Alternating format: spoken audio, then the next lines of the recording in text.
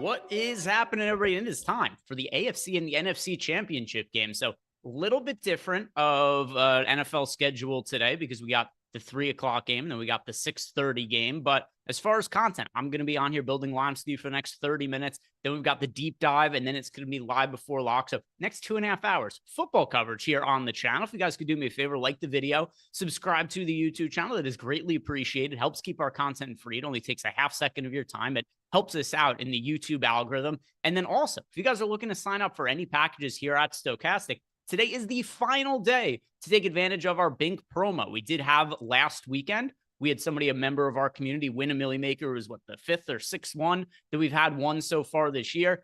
And before the NFL season closes, we're running this promo, 20% off any single sport package. So this could be NFL if you still want to sign up for an NFL package, but NFL aside with winding down, we got NBA, we got MMA, we got PGA going on right now. And if you guys want to sign up for any of those single sport packages, it is 20% off with that promo code BINK. Today is the absolute final day to take advantage of that offer. Now, as far as the show here, I'm going to be answering any questions you guys have as per usual. But also, I think we could build lineups with pretty much every team over the course of the next 30 minutes here. So what we'll do here is we'll start by looking at some of the player projections and the ownerships. And then I think we're going to go through and we'll do a game stack of each game on DraftKings and FanDuel, and we'll try to build one lineup out with all of the different quarterbacks as well. I think there'll be a fun way to go about the slate. Saquon Barkley, super chalk. Maybe we'll find a way to build a lineup without Saquon Barkley and see if we can make that a positive ROI lineup. Seems like a tall task. Can we do it? Probably not, but doesn't mean that we can't try. But first thing we're going to do here, as where we usually start on this show, is looking at some of the player ownerships and the projections that we have here going into the slate. So starting at the quarterbacks, and yeah, we could go through pretty much all of the players here as opposed to just the top projected ones, just because, well, there aren't that many players here to be going over. At quarterback, there's only 4 of them in order of fantasy point projection: Josh Allen, Jaden Daniels, Patrick Mahomes, and then Jaylen Hurts. Allen, Daniels, and Mahomes all projecting for pretty similar fantasy points, only 0.7 fantasy points separating those 3. Then Jaylen Hurts, he's the one lagging behind, where we've got him project for 18.39 fantasy points. So he's about 3 fantasy points less than all the other quarterbacks on the slate. As far as the ownership here, Mahomes is the chalk. We've got him right around 40% ownership, 20% ownership going to Josh Allen, 20% ownership going to Jaden Daniels. Then we've got 15% ownership going to Jaylen Hurts. So Hurts the most contrarian of the 3, but it's not like he's that much different, at least as far as ownership goes relative to Allen and Daniels. Let's look at the running backs next. And you guys will see here, I mean, just an outlandish projection here on Saquon Barkley, both in terms of projection and ownership. And really, the ownership is the one where I think he just projects so much better than all of the other running backs that I'm kind of skeptical he's actually going to be 96.8% owned, but that's kind of what the data is indicating here. I think he's going to be very popular. I'm not sure he's going to be close to 100% like this, but either way, he's going to clearly be the most rostered player on the slate. You'll see why here. Look at his projection compared to all the other running backs. There's only 2 running backs projected for double-digit fantasy points. One of them is Barkley at about 26 fantasy points. The next one is James Cook at about half as many fantasy points at just under 13. And then there's a big drop-off. Austin Eckler, Kareem Hunt, Brian Robinson, Isaiah Pacheco. Those guys are all 9.5 to 7.5 fantasy points. So that's why it's really, really hard to build lineups without Saquon Barkley. And just from a fantasy projection standpoint, lineups without Barkley look considerably worse than lineups with Barkley. So he's clearly crazy chalk on the slate. We'll see if we could build any lineups that are positive ROI that are not including him, but I do think it's going to be hard. At the wide receiver position now, and also another reason why we have as much ownership going to Barkley as we do, look at the top end wide receivers. 15.5 fantasy points for A.J. Brown, 14.5 fantasy points for Terry McLaurin, 14 for Xavier Worthy, 13.5 for Khalil Shakir. The difference between the top projected wide receiver in A.J. Brown and the top projected running back in Saquon Barkley, it's more than 10 fantasy points in favor of Saquon Barkley. Another reason why he's just pretty clearly, from a projection standpoint, the guy to be paying up for.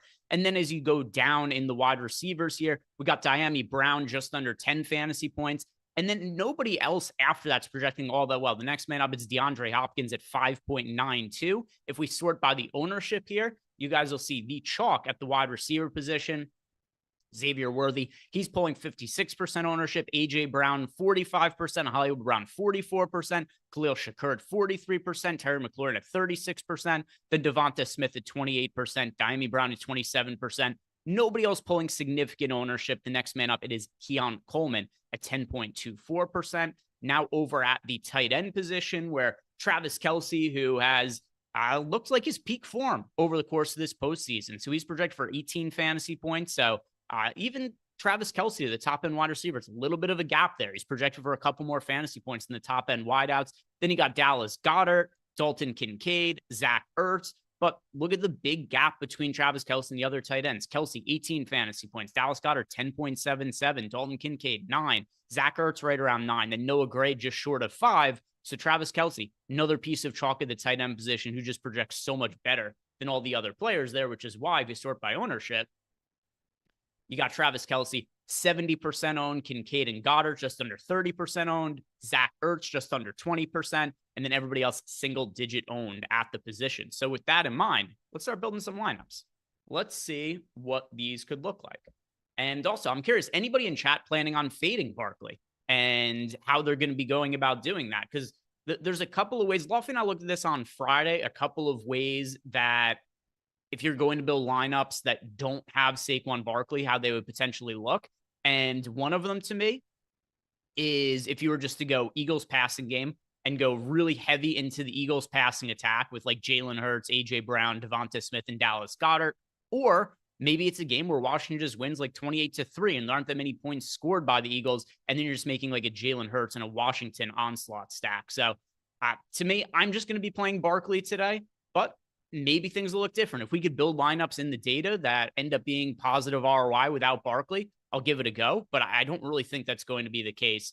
Let's start here, though, by making a stack of, let's see. Let's just start with a Jaden Daniels lineup.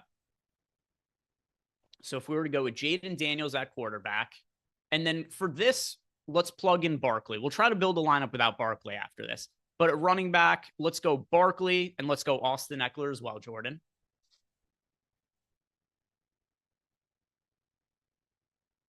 Yeah, Eckler at running back.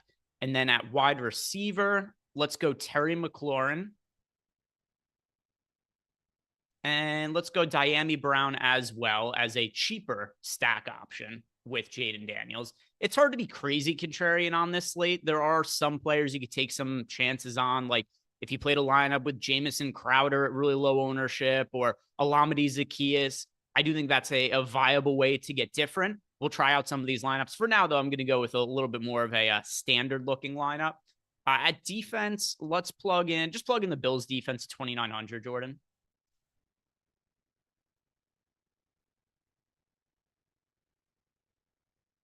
All right, so now we have, what is this, a little over 5K left? All right, at tight end, just plug a Kelce into tight end at 6K. And now we've got 2 spots left here. We're going to have to be, somewhat cheap here. Let's start with this. Let's go Hollywood Brown at 4,200 and then see what that gives us for who projects best of the remaining players.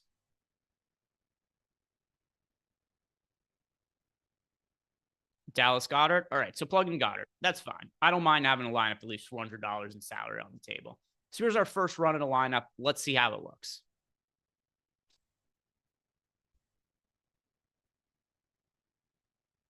All right, so this one came out pretty good, 87% sim ROI. I think this is actually better than any of the lineups that Lofty and I were able to make as far as a sim ROI lineup compared to when we were building lineups in the single lineup sim show on Wednesday.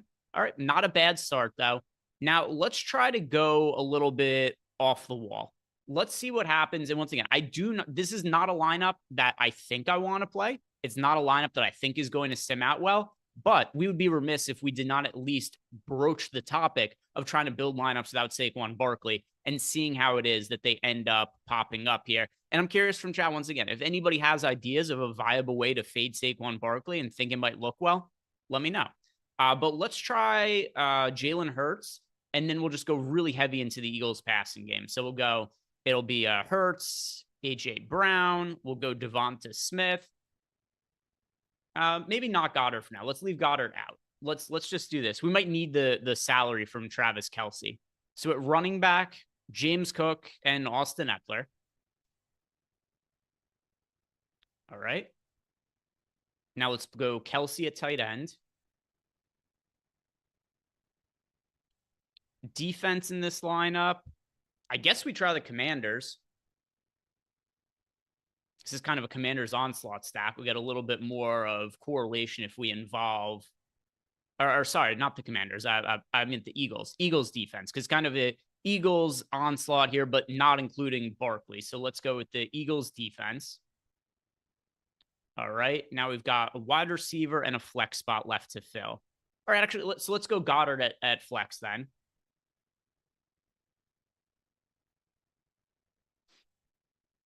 And then who projects best of the wide receivers available? All right, so go Hollywood Brown. And then I guess let's just upgrade the defense. Whichever defense projects best for the slate. I don't actually know which one it is for projections off the top of my head. Oh, it's still Eagles? All right, so Eagles it is. All right, let's run this. I have a feeling it's going to come out not great. But it's also going to kind of paint a picture. Yeah, -12, but not as bad as I thought it was going to be. We did leave $700 in salary on the table, which for a 2-game slate, leaving salary on the table, perfectly fine. But with that said, we are kind of trying to optimize the fantasy point projections in a lineup that doesn't have Saquon Barkley, because the way this lineup is contrarian is because it doesn't have Barkley. So if you're not playing Barkley and then you're also leaving, say, like thousands of dollars in salary on the table, it's probably a little bit too far removed from a realistically possible good lineup. But this one, not quite as bad as I expected it to be, but still kind of goes to show just how hard it is to build some lineups that are going to sim out differently without Saquon Barkley. We do have Waylon Effin Jennings in the chat saying, wouldn't a Gainwell in a non-Barkley lineup sim out better? Not necessarily, because go to our projection on Kenneth Gainwell for a second here, Jordan. Yes, we have him projected for, what's that number? 3? Yeah, we got him projected for 2.5 fantasy points. So there's still an issue of a projection where even if you are playing a lineup that doesn't have Saquon Barkley, like, yeah, I mean, there's always a scenario where Saquon Barkley gets hurt right in the beginning of the first quarter and then Gainwell ends up looking better. But even in a scenario where Barkley gets hurt, if he gets hurt in the third quarter, Gainwell probably doesn't have a very good game. So it's like you would need Barkley to get hurt, and you would need Barkley to get hurt on one of the opening possessions of the game, or else you're still going to have Kenneth Gainwell probably getting outscored by some of the other running backs that are available on the slate. So I do think that it's kind of hard to build lineups that don't have Saquon Barkley and have Gainwell that also are going to end up simming out well, just because the projection is so low on Gainwell and the ways that those things need to go for that to end up working out. In a scenario where Barkley isn't optimal, it's either the Eagles' passing game goes off, which that's a scenario to me. The Eagles just don't score points. I mean, maybe James Cook and Austin Eckler just happen to score more fantasy points than Saquon Barkley. These are all very slim scenarios, though. And once again, my personal preference here is just to ride with the chalk, play a bunch of Barkley today. Let's try making an Eagles stack with Jaylen Hurts and with Saquon Barkley here, Jordan.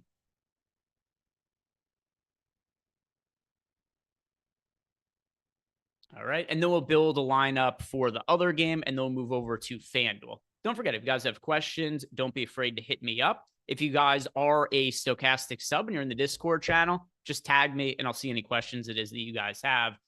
So let's see. We're going Jaylen Hurts, Saquon Barkley. Let's see. Running backs here or pass catchers. Let's just go AJ Brown. Let's take Devonta Smith out for now.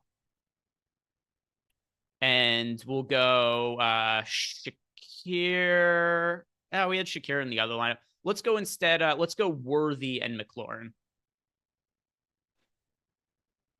Yeah, we'll go Worthy and McLaurin. Plug Kelce into the tight end. And then plug Goddard in as well. We'll go 2 tight ends in this one. Okay. What do we have for remaining salary there?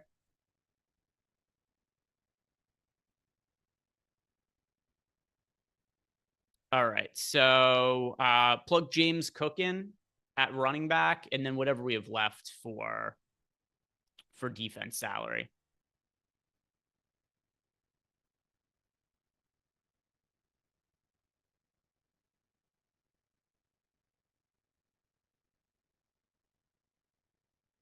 Didn't you say we had 5,700 left per position?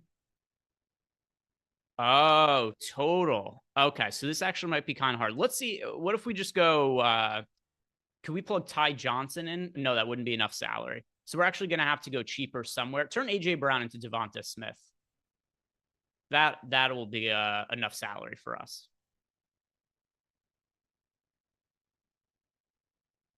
Now try, if we go Ty Johnson at running back. So we're going really contrarian here.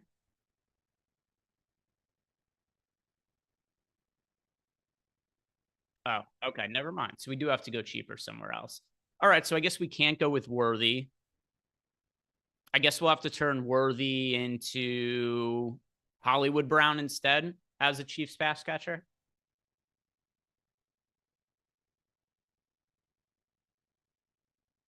Okay. So then if we could go with any defense here, then just plug in the Eagles. Let's see how this one looks.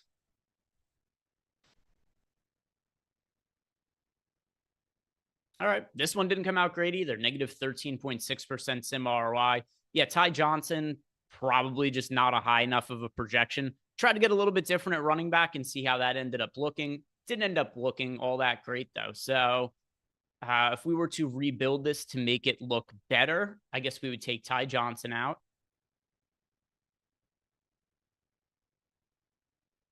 And then I guess take McLaurin out as well. And then maybe Eckler at running back.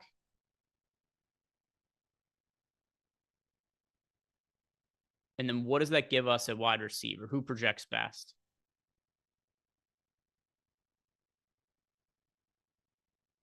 All right, so let's go back to Worthy. I think taking Ty Johnson now will make this sim out better.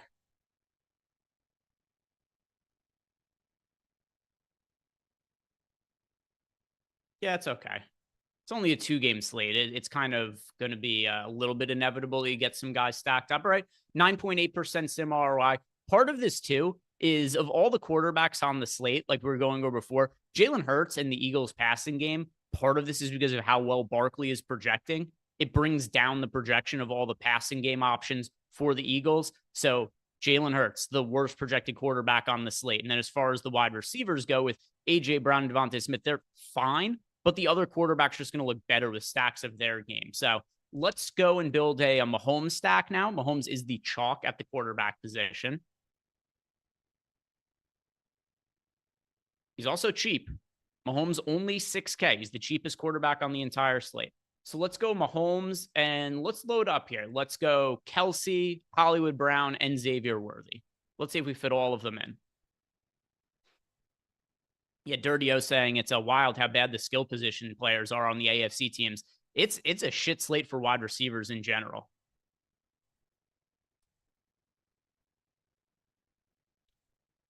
All right, Barkley at running back. Just too hard to build good lineups that don't have him in. At defense, go to... I'll just go to the Chiefs at 3,100. All right. Other running back spot. I would like to try to build one without Austin Eckler, but so far he's just kind of fit most naturally into these lineups we built. So Kareem Hunt, Isaiah Pacheco, they're both like 10%-ish guys to me. Will be in some lineups. I don't want to prioritize them. Eckler is my second favorite running back play on the slate behind Saquon Barkley. I would like to try one with Hunt or Pacheco. The problem is we've already got 3 pass catchers from the Chiefs, so let's go Eckler again. We'll build some lineups with the Chiefs running backs over on FanDuel after this. All right, so wide receiver and a flex now. Let's go to Let's try Mac Hollins at 3,300. I keep trying to put these contrarian options in, and so far we've tried to do it. It hasn't gone all that well. Then who projects best for all the players we can fit into the flex? Okay. Leaves a bunch of salary on the table. Let's see how this looks. If it's no good, we'll just upgrade Mac Hollins to whatever projects best. Yeah, this is not great. So go AJ Brown in the wide receiver spot instead of Mac Hollins.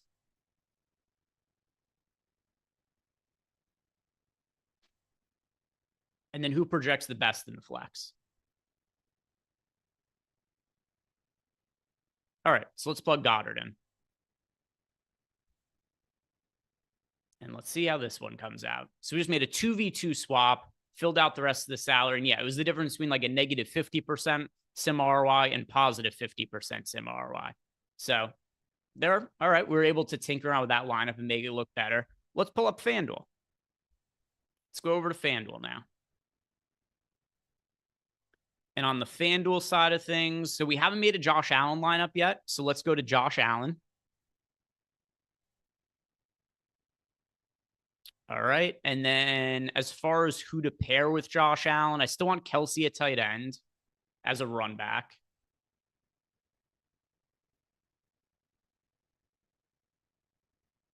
All right. And then pass catchers, let's go Shakir at 6,400. And we'll go double tight end and put Kincaid into the flex at 5,200.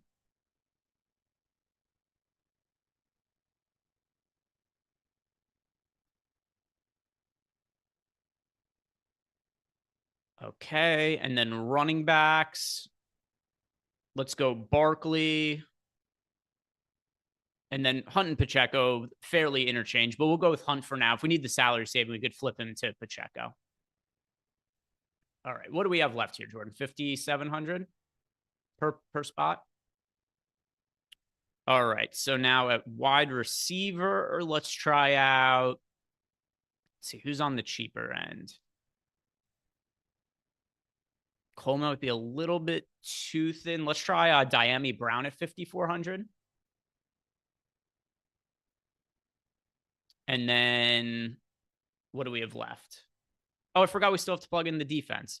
So this will actually give us more salary. So at defense, just go to the Eagles again at 4,400. And then what does that give us left at wide receiver?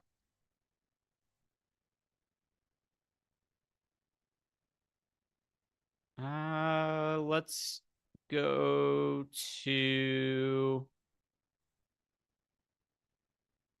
I mean, the other thing we could do as well is that defense instead of the Eagles. Change the Eagles defense to the Commanders defense.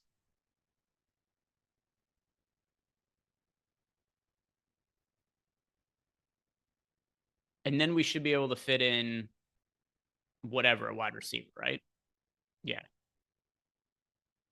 All right, let's run this one.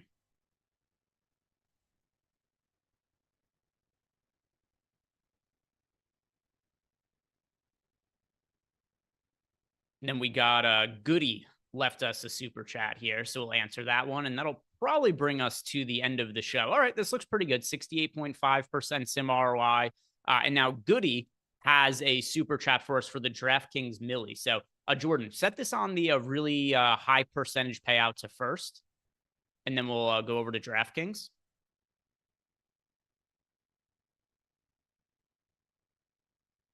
Jaylen, just because somebody was bringing up in the chat, Jaylen Hurts is playing today. Jaylen Hurts is playing. So did you change the payout to first to make it really top heavy? All right, cool. Cool. All right, so let's check out Goody's lineup. He is going with Jaden Daniels, Saquon Barkley, Austin Eckler, Diami Brown, Terry McLaurin, Devonta Smith, Dalton Kincaid, Khalil Shakir, and then the Bills defense. I think this lineup looks reasonable. It's not going to be unique or anything like that in any kind of way.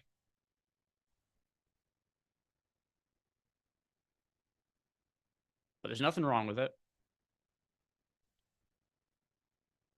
Yeah, Bills D. Fills out all the salary.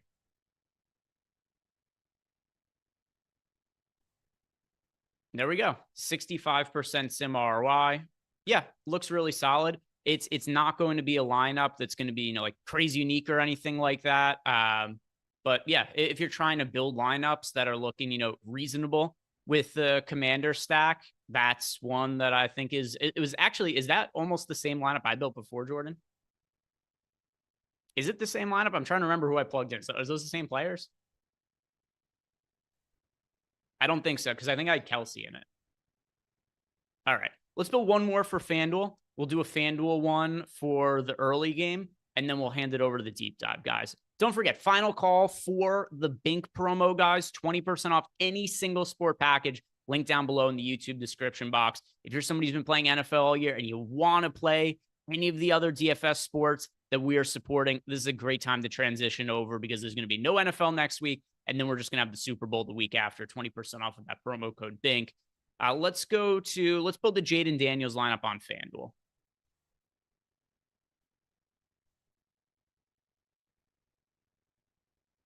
All right. So we'll go Jaden Daniels. Still go with Barkley. Let's go Barkley and Cook. And then we'll go cheap at wide receiver.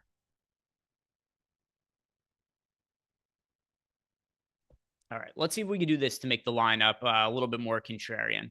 Olamide Zaccheaus is projected for single-digit ownership. Let's try a Zaccheaus with Dyami Brown.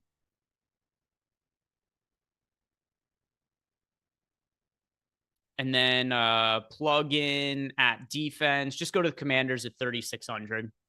If we have salary at the end to upgrade them, we could go ahead and do that later. Go still Kelsey at tight end. Our contrarian spot here is going to be Zaccheaus. So now we got 6,900 per spot. Is that correct? All right. 6,900. So this other wide receiver spot. Let's go Devonta Smith. And then whoever projects best in the flex.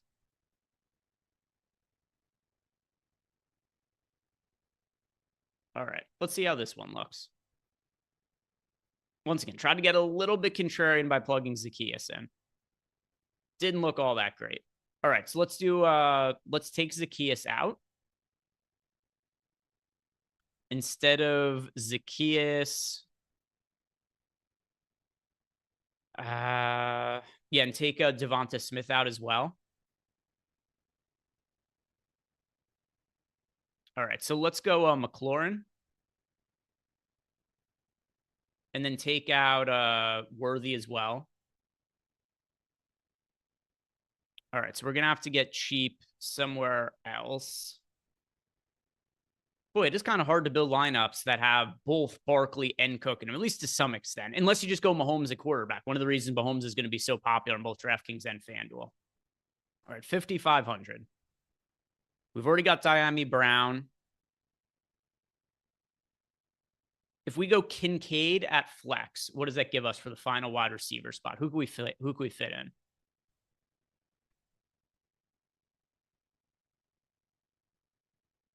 Okay, this might come out looking better. Let's see how this one goes. Comment God says, Hollywood Brown is banned. Well, this looks pretty good, 86.3% sim ROI. Here's the problem. If you were only looking to play the wide receivers that played well last week, you got nobody to roster for this slate. They kind of all sucked on last week's slate. We had, what was the receptions for the Chiefs wide receivers last week? I think Worthy had like one, and he led the wide receivers in receptions. You're inevitably going to have to play somebody who had a bad game last week, especially at the wide receiver position. Just no way around it. Boogie left us a super chat. It says for single entry, Khalil Shakur and Xavier Worthy, or Brown and Terry. Okay, I think I see how he's asking the question. All right, I prefer Shakir to Xavier Worthy, and I prefer A.J. Brown to Terry McLaurin, without knowing who else is in the lineup or anything like that. In general, those are the guys who I'm liking a little bit more there. Goody says he was looking for non-double tight end. Gotcha. In general, I think this is a really good slate to be playing double tight ends. People don't like to play double tight ends, but I don't think there's a great reason why. A lot of slates where there isn't value, the top value options are just the cheap tight ends. Like, I mean, we're seeing people in the chat right now don't want to be playing somebody like Hollywood Brown. He's not even like that cheap, but here's going to be your options oftentimes for today's slate. And then I'll end the show and let the deep dive guys take over. But if you are going to be going with a cheap spot in the tight end, in the flex, you either have a cheap tight end to look at, or you're looking at somebody like Mac Hollins, or you're looking at Keon Coleman or Jamison Crowder. It's not the end of the world if you play these guys, but they just don't project as well as Kincaid. They don't project as well as Dallas Goedert when they're kind of similarly priced. So I like double tight end lineups for this slate. If you guys don't, I understand, but I'm playing double tight end lineups. That is going to do it for me today, guys. Deep dive coming up next. They're going to be on for an hour. Then we got live before lock coming on after that. Lofty, by the way, called out late notice, so Ben's going to be hosting. We got Bellman filling in for him. So shout out to Bellman for picking up the slack here. Hopefully Lofty is feeling better soon. Other than that, guys, thank you very much for watching. Enjoy the games today. See you back on the channel tomorrow.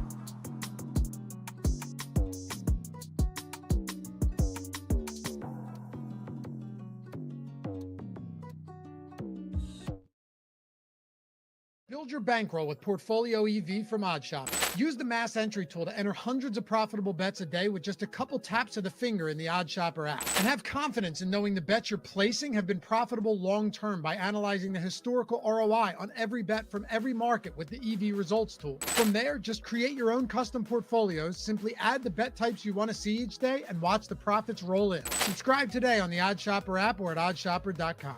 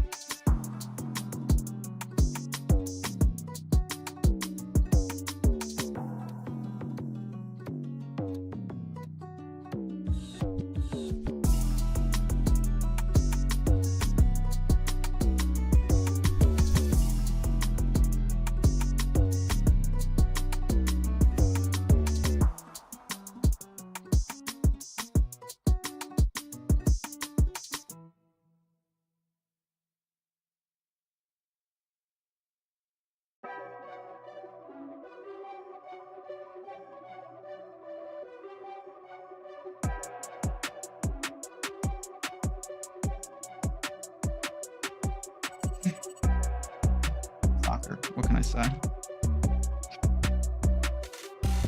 All right, friends, get ready. Buckle up. NFL DFS live before lock strategy show. We're about to dive in. Conference championship. I think I said this last week. Best weekend of NFL. This might actually be the best weekend of the NFL. We get the doubleheader, back-to-back, 2 marquee games, big-time prize pools. You guys know the drill. We're here to talk about all of it. I am not Lofty. I am Ben Raza. I am joined by my man, Mr. Bellman. Joins me because Lofty, he says he's sick. The reality, I think He's a little nervous about the birds, and he just needed his moment. So we're gonna take it from here, friends. But we got chat ready to rock. How are you feeling on this beautiful Sunday, my friend? I am great. I'll push back a little bit on it being the best weekend in football just because there's not enough games. Like There's not the enough two games. games, we have two great games today, but it just we didn't have much yesterday or nothing yesterday. And there's this gap right now where I wish there was a game right now. But to your point, two very, very good games and a really interesting game theory DFS slate. That's what I'm really excited to talk about because yes, we'll discuss the players. We're gonna go position by position, but I think on a slate like this, we know, Saquon, good play. You don't need to be on this stream to know these things. How are we gonna do it though? Where's the leverage? What's the opportunity cost? And how are you gonna be different? So if you hit the nuts, you're not duping with 200 people because that stuff absolutely matters. So that's what I'm really, really excited about. I'm gonna put on my lofty hat and say atone for your sins. It's like if you go to church and I'm the backup pastor, so be it. We can still atone though. Let's see where we can go with the like button. And Chad, obviously we're going to answer all your questions. But I actually wanted to, before we even dive into the games, you're someone that's had a ton of success. And I wanted to ask you, on a 2-game slate like this, do you change your process? Are you more cognizant? Clearly, you're going to leave maybe some money on the table and do some things differently. But just on a macro level, how do you approach a slate with finite options like this? I think you have to be flexible to all options, really. So you mentioned about dupes, and you were surely talking about the big $25 milli to first contest. I'm playing one lineup in that big 4-4-4-4 milli to first, and I'm worried about dupes there.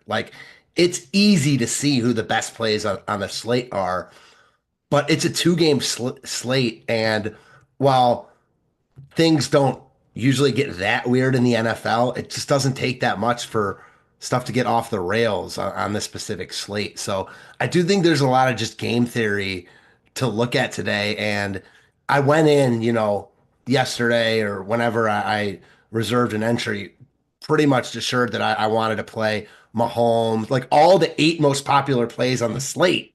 But then I'm thinking about it, I'm like, everyone else wants to do that too. Is that really how I'm going to win a tournament? To your point, we know how good Saquon, Kelsey, all these guys are, but how are you going to play all of them and get different, I think is the question. And that's the key. You're going to have to find some leverage, and maybe it's lineup construction. Maybe it's leaving salary on the table. Maybe it's a little reverse correlation. I mean, we'll talk like Mahomes and whatnot. How many Mahomes lineups aren't going to have Kelsey? Can you get away with that? Things like that can make the difference. But Chad, I'm ready. Let's get right into it. And let's start with quarterback. We only have 4 of them. And Mahomes, because of that price, does grade out as the most popular option of the bunch. And likewise, Jaylen Hurts is the least owned. And I think that's probably because people are worried about maybe there's no rushing upside. He's wearing a brace. He's obviously playing. So when you look at the QBs, you can definitely take it any direction. But how do you start to navigate a popular, cheap Mahomes versus maybe not popular Jaylen Hurts? So I'm going to just speak on the one lineup I'm playing in that big tournament, just because I think that's just better representative of how I feel. All week, I've thought I was going to play Mahomes. I mean, he's too cheap. I like this spot for him. It's Patrick Mahomes in the AFC title game. You name the reasons to like him. And I think Hurts stinks. I just don't think he's that good of a quarterback. He's a great runner, and I think they'll win today because they're better everywhere else but at quarterback.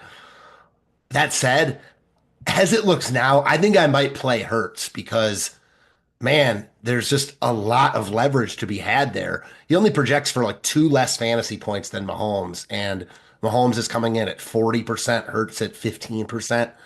If those numbers hold, I just think there's too much leverage not to be interested in playing him. If everything were equal and he were getting the same amount of ownership as Mahomes, I would prefer Mahomes. But it's not again, while I think Hurts, again, stinks is putting it to I'm going obviously exaggerating a little bit. He's a great fantasy quarterback, no matter what you want to say. So he can always get there with his legs. We saw him run an early one last week. I'm really intrigued by playing Hurts. And I really think it's about, do you play Mahomes or not? Because the ownership is outrageous with him, and he hasn't been great from a fantasy perspective. How do you see it? Yeah, I mean, I think that's kind of that balance that you're navigating, and I do expect for the most part Jalen Hurts to not lose the game, and that's not really what I'm going for. In fact, I agree. he's got the advantages elsewhere. If they get to the 1 yard line, I still think they'll use the tush push, but I don't think he's going to run. And I think his kind of goal today is just to set the table for Saquon and the rest of them to get this done. So for me, he's fourth, and he should be fourth, and the field has him fourth. Where it's the guy that I don't know what to do with is Jaden Daniels. He seems more than keen to run. I think even if they lose, that could actually help his production. Obviously, he's answered the challenge everywhere. He's been just absolutely fantastic. I think that's kind of the guy that I don't want to say most interested in, because it's really I'm eliminating Jalen Hurts, and then I'm kind of massaging the other three with, I know I'm going to need a healthy amount of Mahomes, and he's the easiest to stack. And then I wanted to kind of ask you, I know you're kind of honing in on one lineup, but would you consider running Daniels or Josh Allen naked just because of how difficult it can be to pair them? Yeah. The thing with this slate is three of these teams have really, like, only one team on this slate has a condensed route tree, and that's Philly. Everyone else has a lot of wild cards outside of like one or two guys. I wanted to go back to your point on Hurts, because I totally agree. I think that he's going to do what it takes to not lose this game. That said, he's got big play potential, and it just doesn't take that much for things to go a little bit backwards, for A.J. Brown to catch a slant and take it to the house, for Devontae Smith to do something like that. And on a slate like this, where the ownership is just going to be so low on the passing game, partly because of the high ownership on Saquon, I think it's worth taking shots on. Maybe I don't do it in my one big lineup, but in like the $25, I think I'm going to have some Hurt stacks, just because the field is not really wanting to do it. As far as Daniels goes, man, he's been phenomenal. I know we said it last year that CJ Stroud was the best rookie quarterback ever. I've never seen a rookie quarterback as good as Jaden Daniels. I don't care what anyone says. He's right now, to me, like, the four best quarterbacks in football are Mahomes, Lamar, Josh Allen, and Joe Burrow. And I think Jaden Daniels is like the fifth guy right now and is emerging in that top five. Tough spot for him in Philly today. Again, NFC title game on the road. They've seen him twice. Philly's defense. Like, I understand why the ownership is going to Mahomes, because he's in a good spot and he's so cheap. And there's reasons to pick at all the other guys, in my opinion. I think Daniels is a good call because of that rushing upside. For me, I don't really want to use either of them naked, just because I feel like if other receivers get there, that quarterback is likely to get there on a 2-game slate like this. So, yeah, if Daniels or Allen rushes, one or two in, you might not need a receiver with them, but you might need a receiver with them anyways, even if they don't score, just because of how like shallow the slate is. You know what I mean? 100%. There's a roulette nature to both the Bills and the Commanders, more so the Bills. I think they're the worst of it, and we'll talk about that when we get to wide receiver. Obviously, the allure of Daniels is he's got 29 carries in 2 games, and it seems like no matter what the script, they're going to run him. And that production is just massive. It's worth its weight in gold.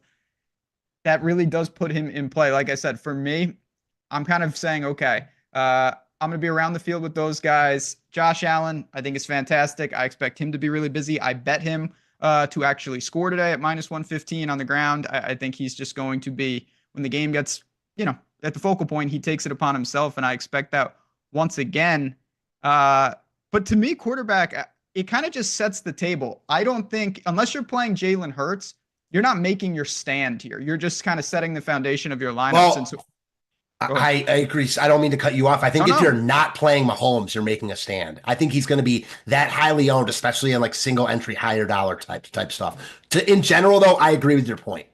Yeah, I mean, so this kind of speaks to what we're talking about with game theory, whereas like, can you siphon off some of the Mahomes production and then hope he gets boxed out by a Daniels, by an Allen, and you still have some salary? Because there's a world where Worthy and Kelsey have big games, but Mahomes is not the quarterback that you need. And then you start to really, really craft some leverage. I know those are thin margins, but I think that is a point. And just giving you a sneak peek, I know it's on the screen right here, Mahomes is going to be, we're pushing north of 40%. So that could be almost, and I bet in single entry, he could be 1/2 of the lineups in your tournament.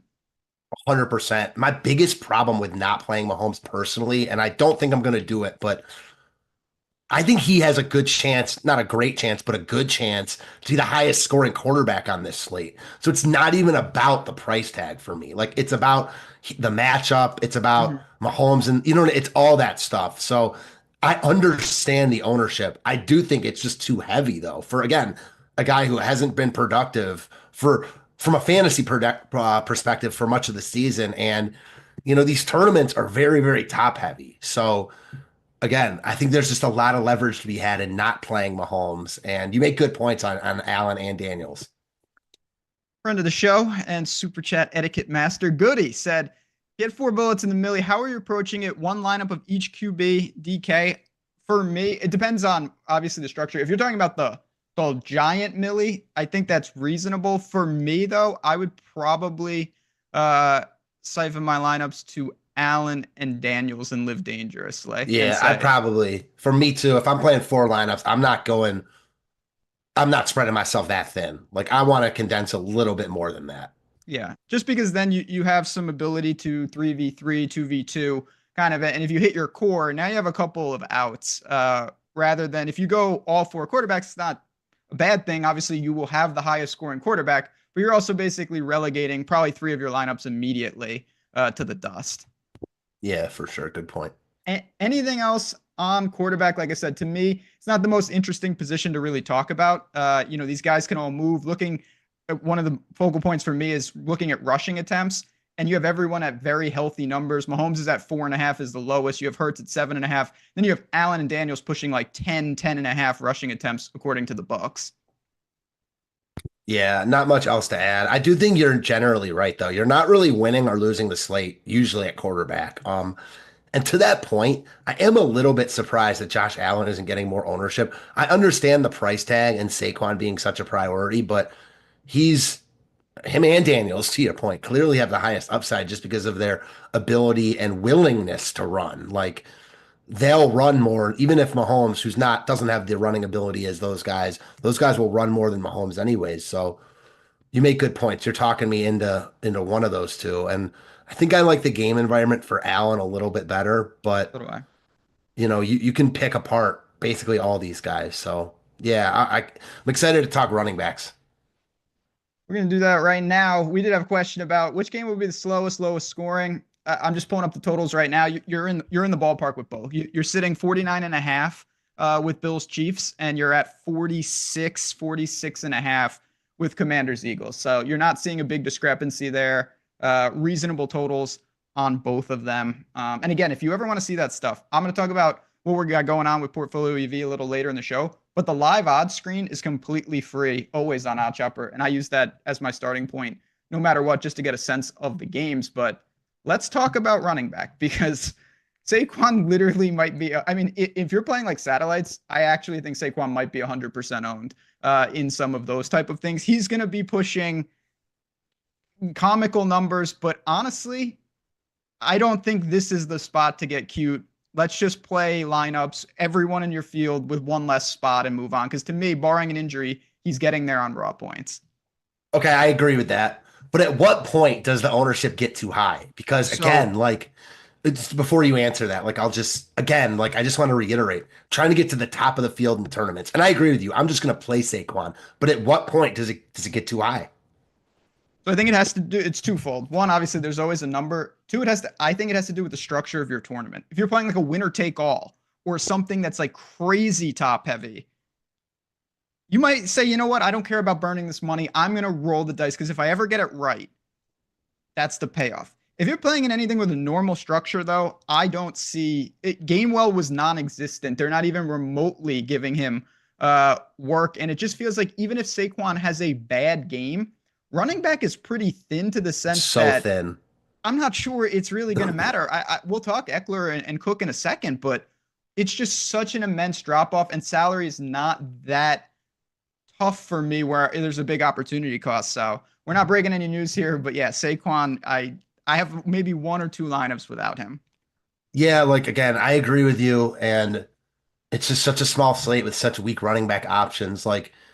You can play out scenarios where, again, He's 90+% owned.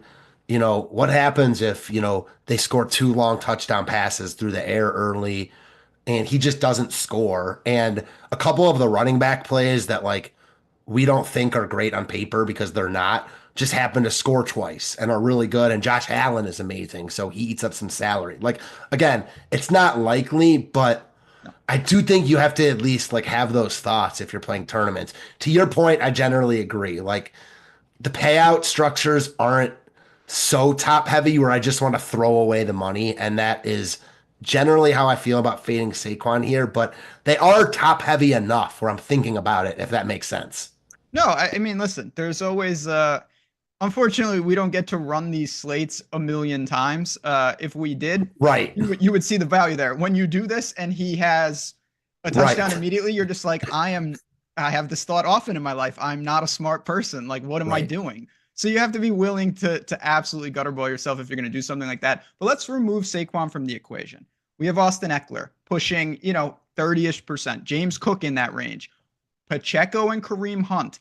Then you've got Brian Robinson. What else are you looking at? Because obviously you need at least 2 running backs. Who's your next man up in your lineups? That's also the problem. And you brought this up with even thinking about not playing Saquon. Is like, who you playing then? Yep. You know what I mean? Like, because no one else looks great. I like James Cook a lot in general. I'm a fan. I don't love this spot. Kansas City's defense is just, it's pretty suffocating. Now, that said, they allow yards in between the 20s. They're just really, really good, from the 20 in. So I could see Cook getting there on yardage. I kind of like a couple of their receivers more on that. I mean, the Washington guys, it's a horrible matchup for Brian Robinson. Eckler has shown signs of life this year, so I prefer Eckler. So does the field. I think Brian Robinson offers a little bit of leverage. Not enough for me to want to play him in that like one lineup. I wouldn't take him out of the field in multi-entry type stuff, but I'm not playing Brian Robinson in one lineup. Eckler is in strong consideration for me. Cook I like, but he's expensive and I don't love the matchup. So if I land on him, I'm fine with it, but don't love it. The guy that I like, and again, it's kind of a process of elimination type thing, is Kareem Hunt. Yep. He's clearly the guy right now in Kansas City. And while I think that Pacheco is undoubtedly the better running back at this point in their careers, he's coming back from injury. And if nothing else, they trust Kareem Hunt. It wasn't that long ago that he was the guy in Kansas City. Now he's back there. He's a great short yardage back, if nothing else. I think that, you mentioned like some different types of leverage you can get early on. Playing Mahomes with Kareem Hunt, I think is a way to get a little bit different that a lot of people won't do. And I could see this slate like shaking out to be similar to an NBA slate where the best plays are just the best plays and you only need to get different at 1 or 2 spots. Most NFL slates are not like that, even 2-game slates. This one is probably not like that also, but the best plays do really stand out. So maybe you don't need as much leverage as you might think. Maybe you do, maybe you don't. We'll see what happens, at 9 p.m. tonight. It's a fascinating comparison because I actually use that a lot, where you talk about like with the NBA, if a guy's out there for 40 minutes, like he may not even be that good. He's getting there. He's getting there. Dirt cheap. Like it doesn't work like that. Then you have like PGA, the best player in the field might get cut and get dusted by an amateur. And so those are two or baseball, Trout goes 0 for 4 with 4 Ks sometimes. It does happen. This is more on the NBA side. I totally agree because I think Saquon's an example of that. The volume is too much to overcome. Like Kenneth Gainwell is not outscoring Saquon today. Like to your many injuries. To your NBA point, like Torian Prince is not outscoring Giannis. In baseball, though, like Taylor Ward can outscore Mike Trout any given day or whatever it is. Yeah. 100%. And so I want to fill in the blanks here. Kareem Hunt, this is something that this is why I love our tools and I love our data. I have a personal bias that Pacheco should be the guy, but he's not 100%. Based on anything that we're seeing. If you look at the snap count, Kareem Hunt once again outsnapped him. And he seems to get to work. He obviously can catch the ball. And to me, I actually have Eckler as my second favorite back, and Kareem Hunt and James Cook would be right there. James Cook would be second, but if you go Saquon and James Cook, now you do start to pay the price of cost prohibiting some of your other spots. That's not a bad thing, but you don't have just unlimited salary. And when you go Saquon and James Cook, you do start to get funneled to like Mahomes builds. Yeah. And this is why Josh Allen is falling through the cracks a little bit, because Saquon is just an automatic lock everywhere. So if you play two more expensive guys, you can't really play Josh Allen. And that's where it's that balance, because that's like, you want to anticipate what other people are running into and where their blockers are, so you can get around them. If everyone's thinking that and they say, okay, well, I'll use Mahomes for salary relief, how do you get different? Where is your leverage? We talked briefly about Brian Robinson. I get it. Anyone that has, touchdown equity like that, I just, A, don't love the matchup, and B, I think he has virtually no out to get there if he doesn't score. I just don't see the receiving upside. There's too many other backs, and that just renders him more useless to me.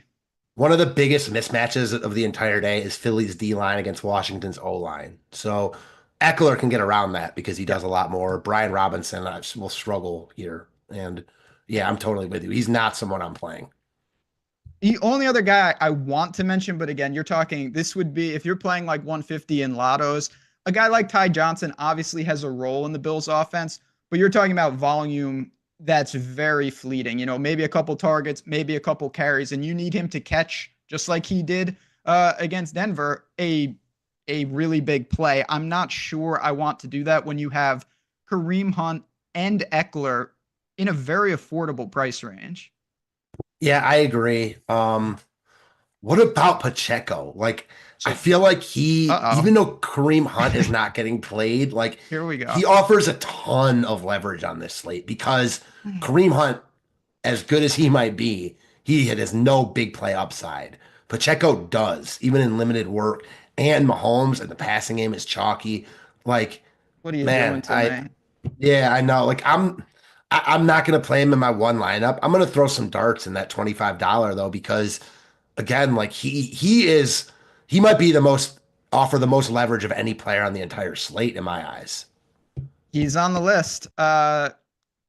Listen, I'm with you. He's in the pool. There's no doubt. I have some lineups built. I have to run the Sims again and see, but he's going to be in the pool, because if he's not, I will manually add him. And the thing I'll say, I mean, it's somewhat of a cop-out, but it's also true.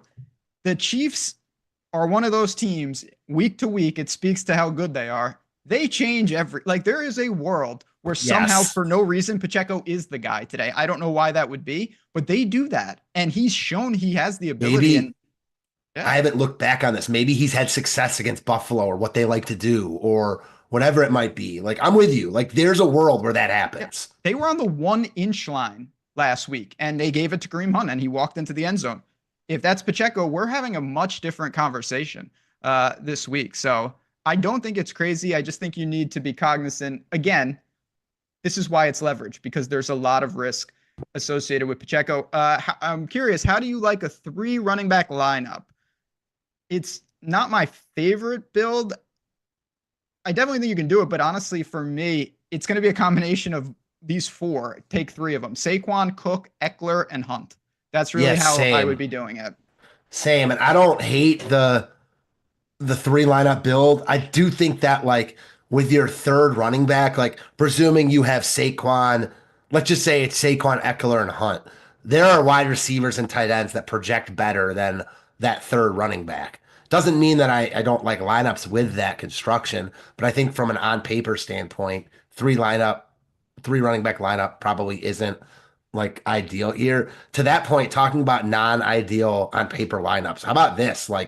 In the big $25, I'm not saying I'm going to do this, but talk about leverage. No Mahomes or Josh Allen with both Pacheco and Kareem Hunt. Even though neither of them get a ton of work, you're playing Saquon. What if Kansas City just scores 4 touchdowns on the ground? That stuff happens. You have to think outside the box a little bit, is all I'm trying to say. When it's only 2 games, this is something, there's a chance that one of the teams scores no points. A team is just rendered useless. 25% of the slate is gone. That's just something we don't talk about on a normal Sunday. And I'll give you some reference. Pacheco, again, he's plus 180 to plus 200 to score, which, implied odds, you're talking about a third of the time they're saying that he scores. A, I like that bet, but B, it does show he may have some real role in this game. We're not talking about someone that is an afterthought by any stretch. He's got a role on this slate, in my opinion. Like, Yeah. because of the leverage he offers, a chalky Mahomes passing game, and he's not getting any ownership. So, yeah, I mean, again, you kind of know what you're getting in bed with there. We haven't seen it, but we also know, to your point, like, the Chiefs can change everything in 1 week. So I'm with it. Anything else on running back, or can we move to where it gets real dangerous on the outside? Yeah, let's move to the outside. Before I do want to mention, I've been kind of alluding to it, and I know you're familiar with it. Obviously, me and Lofty have talked a lot about it in chat. I know a lot of you have been on there. If you haven't been on Portfolio EV, if you've not checked out what we've been doing on the betting side of things, honestly, do yourself a favor, whether it's bookmark or take a couple minutes today and go and do just that. And the reason is pretty simple, because what we've built on the DFS side, we've now translated to betting. The same concepts. Portfolio EV. Get down a lot of lineups. How about get down a lot of bets instantly? Micro edges. Why not get a ton of them and press your advantage over and over? If you had an advantage on a DFS slate, wouldn't it be amazing to be able to play that slate hundreds of times over and over? And that's what we're doing on the betting side of things. So these tools, they're simple, they are easy. And the best part, if you have not claimed, I had a couple people DM me this morning and they said, I saw your video and you mentioned I have to claim my free trial. Did I miss it? You did not miss it. It is there. It is available. It is in the link in the description of this video. Jordan's going to throw it in chat. You didn't miss the claim, but all you have to do is click that link and you get 7 full days to build portfolios, get bets sent right to your device, and build that DFS bankroll. That is what I've been doing, Matt. You've been talking about some of these big time tournaments and stuff, and you know better than anyone. You've had some major takedowns. The trick is to survive long enough to have entries into those tournaments, and portfolio exactly is a way to do that. It really does help the bankroll, and I've had a ton of success, like most of our people and a lot of people in chat. So if you have not claimed, get the 7 free days and see for yourself. That's such a, if you could be as good as DFS as you want, if you don't have the bankroll, good luck. Good luck. And you know what? DFS is a volatile thing. Portfolio EV, just like everything, there are, of course, ebbs and flows, hot streaks and cold streaks, but this is a lot more. The variance can be smoothed with volume, and we have mass entry tools. So you can find your markets and you just start firing bets. Small advantages over time add up incredibly quickly. If you have any questions on any of this, we're both available. Of course, you hit us up. We'll be happy to answer, and make sure you get in Discord. Now, let's get a little dangerous, because you mentioned Pacheco has some leverage. I have a couple guys on the wide receiver side that I also think could play a role in this slate. We'll get to them in a second. The big time players, Xavier Worthy, Hollywood Brown, no surprise. You pay for Mahomes. Let's start pairing weapons with him. Shakir seems like the most stable Josh Allen player. And then A.J. Brown, I would say, is just maybe the best receiver on the slate in general. But what role does he play? How do you break down wide receiver?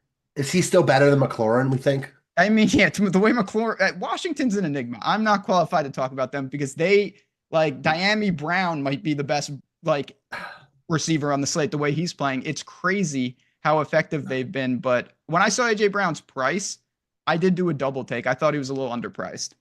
Yeah, I mean, I'm still a huge A.J. Brown fan. I think in a vacuum, you'd take him over Terry McLaurin, although I don't know. He's looking a little bit dusty. Like, every week I watch him, I feel like he's losing a step. That said, we know he's got massive upside. I like him a lot. I mean, I think, like, to your point, he's the most talented wide receiver on the slate. First, I'll talk about the guys getting the most ownership, Worthy and Brown. Worthy just looks way too cheap. I mean, both of these guys do. This is why, like, I'm really worried about the ownership. You're going to, you talk about, like, putting yourself in a box or looking outside that box. You play Mahomes, Saquon, Hollywood, and Worthy, and then Kelsey, who's also going to be crazy high owned. That's 5 lineup spots. And then Eagles D or whatever. I mean, I'm not trying to play a 3 versus 3 in one lineup where other people have 40 entries or whatever the max entry is in that tournament, and probably dupe, even though I think that those lineups project the best. I think that the ownership is just so concentrated. You can throw, Shakir in that also, who looks like a really good option. And then the last chalky guy is A.J. Brown. I'm not sure what to do with him. I think that the Eagles passing game offers great leverage. I think you can play him with Saquon, obviously. You can play him without Hurts. He's a big play away from happening. He had a big game with Kenny Pickett throwing him the rock last time these two teams played. I think Hurts stinks. I was texting to a buddy who's in the know, and I said to him earlier, I said, we're talking about AJ Brown, and I said Hurts stinks, but it feels like it could be AJ Brown's day. And he said Hurts is garbage, but Lattimore couldn't guard me. So I kind of agree with him. So yeah, Lattimore, the allure, Mike Evans, didn't get ejected and kind of had his way. And I do. So it's funny though. I do want to be just looking at my lineups. I do like AJ Brown today, but right now, given his ownership, I'm not getting over the field. And it's not because I don't like him. It's just because I spent up a lot at running back. I went and got Josh Allen on a lot of lineups, and you start to not have that room. And guys like Shakir, guys like Worthy, even Devontae Smith is they're all cheaper than a guy like AJ Brown, and it helps. Yeah, totally. I mean, especially if you're playing a Josh Allen, like you lose salary fast, and we're just under the presumption that Saquon is a lock in those lineups. I'm with you, and I do think to your point earlier, like leaving money on the table on this slate certainly looks like it could be wildly in play. I mean, we see that often on 2-game slates. It just takes a 1-for-1. Like, I mean, Zacchaeus outscoring De'Ami Brown, which is that's the guy. 2 weeks ago. Yeah, I knew he was going to be the guy because he's on my mind too. Like everyone's on this De'Ami Brown train. Like I had a massive lineup last week, and Zacchaeus was the only guy that let me down. I'm so interested in going back there. Yeah, you got to speak your piece. He got Stewart. Speak your piece. I mean, I share that pain because I went 2 weeks ago. It was the same thing. I played a little game theory, and I said, okay, these guys are somewhat interchangeable. And Brown once again went off, and Zacchaeus, I believe, tied me for points, which is not what you're after at all. But now let's look again. De'Ami Brown. You're talking about upwards of 30%. And again, just to give you guys a sneak peek, we've got Zacchaeus just under 10% on a 2-game slate. Now the snap count, Brown was ahead of him, but this guy's out there. And I don't think it's crazy. You just said this a couple weeks ago. This would have been in the inverse would have been. And so I think this could be another guy like Pacheco. The floor is 0, but he beats straight up all the non-McLaurin pass catchers on Washington a decent amount of the time, and you're getting a nice ownership haircut. I'm totally with you. Like, I mean, yeah, there's no difference between these guys. I actually think Zacchaeus is probably a little bit better. That said, Brown has been impressive the past couple of weeks, just the plays he's made. Like, and again, I'm totally with you. I think that an interesting, way to get different on this slate, if you don't want to fade a lot of the chalk, is like, again, I kind of said it in passing a couple minutes ago. If you have 4,400 in a lineup, using Zacchaeus instead of Brown, like, again, you can play chalk. Like we talked about the NBA. Like I think a lot of people are too focused on, like in NBA specifically, like getting away from the chalky plays. Like, no, the chalky plays are chalky for a reason. You just need to be different in like 1 or 2 spots to really have an edge over the field. And this slate could be one of those slates. I mean, it's shaping up to be, in my opinion. Definitely. I mean, I made that pivot on some lineups. I also think another way to do it, again, I'm speaking in large field tournaments. If you play Daniels, if you played Brown and Zacchaeus and you didn't play McLaurin, that's another weird wrinkle. I'd say, again, low probability of success, but maybe the touchdowns go elsewhere. Or, an Eckler as well is going to factor in as a pass catcher. So it's not impossible. Yeah. How about not just that? If you want to get real weird, like you have a lineup with McLaurin and De'Ami Brown, and you play Zacchaeus instead of McLaurin. Like you're talking about losing a lot of projection, but gaining a ton of ownership. Like, again, you just have to think about that stuff on a 2-game slate. All I'm saying. Absolutely. Does playing the QB solo give any edge to get different? It does, for sure. The thing that's always a little tricky, though, obviously it can work. We've seen it work, but you do lose some correlation. And if the guy, it does kind of suck to have a quarterback and you're like, man, I got him right, but I also got him wrong because he threw, and to your point, there's like 5 guys on all these teams, 1 touchdown reception, and they're there. The Bills, basically, if Josh Allen throws 2 touchdowns, someone's getting there on the outside because his tight ends are 3K, and non-Shakir pass catchers are what, 4K? I mean, Amari, Collins, those types. And to an earlier point you made, like about one team like potentially not scoring, which you see all the time, like the whole slate could be low scoring today. I mean, that's totally in the realm of possibilities with these two games. How low are you looking to go at wide receiver? Because we've talked about, there's some value down there. I think Hollywood Brown is going to be a very solid pay down option for people. He's got home run ability. He almost caught a deep ball last week. And then you could, if you wanted to play, Buffalo Bill roulette with Coleman and Samuel and Amari. I'm not really looking to do that though. I'm not either. I did read an interesting anecdote earlier from someone that said that they brought Cooper in for the matchup with the Chiefs. And well, this will be his time to shine then. Yeah, I'm not buying it. He looks, talk about dusted. The Browns actually made a good move getting off of him when they did. I think that if you're playing 150 in whatever contest, you got to take some shots on the Bills roulette. You just have to, especially if you're playing Josh Allen. I don't have an order of preferred options though there, and I'm not going to really do that.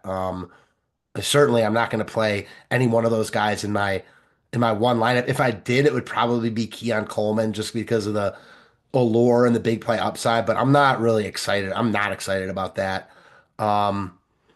Yeah, Hollywood Brown. I mean, the builds just build themselves. I think you're going to see a lot of dupes today because you've got guys like Hollywood Brown who project for over 10 fantasy points at 4,200 with the most popular quarterback on the board. And you've got Xavier Worthy, basically the same thing. I mean, Travis Kelce and I don't know, it's too easy. It is too easy. People are going to play Mahomes +3. Worthy, Kelce, Hollywood. They're going to pay up at running back. They'll fill in with a random Washington player. They'll play the Eagles defense and they'll call it a day. And I get it. Why those lineups project great. We all know it though. You have to figure it out. Where is the leverage? And would you say, again, you don't always have to be the favorite. That's something that I think is really difficult to get nailed down in betting or in DFS. If you have a coin flip where you're 30% to win, but the payoff is astronomical, you'll take those odds every time. You're most likely going to lose to the 70%, but that payoff is worth it. And I think that's the pivots, Pacheco, Zacchaeus types that you have to be willing to make in some lineups today. And it sounds like for you, Saquon and getting away from him is off the table. So that's a non-negotiable.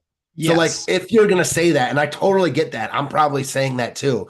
You got to be willing to take a stand somewhere. You just have to, because like you said, I think that in a winner take all, we're not talking about, 1,000 lineups, the only money goes to first, but still when you're talking about $1 million to first and then 100K to second and 50K, it falls down quickly. You need to get to the top of that mountain. So I think that you got to be willing to be uncomfortable on a slate like this. As much as I like the Mahomes lineups, I don't think I'm going to play one of those in my main lineup. I don't want to follow the field like that. No, I mean, I'm with you. My preferred build is not to do that.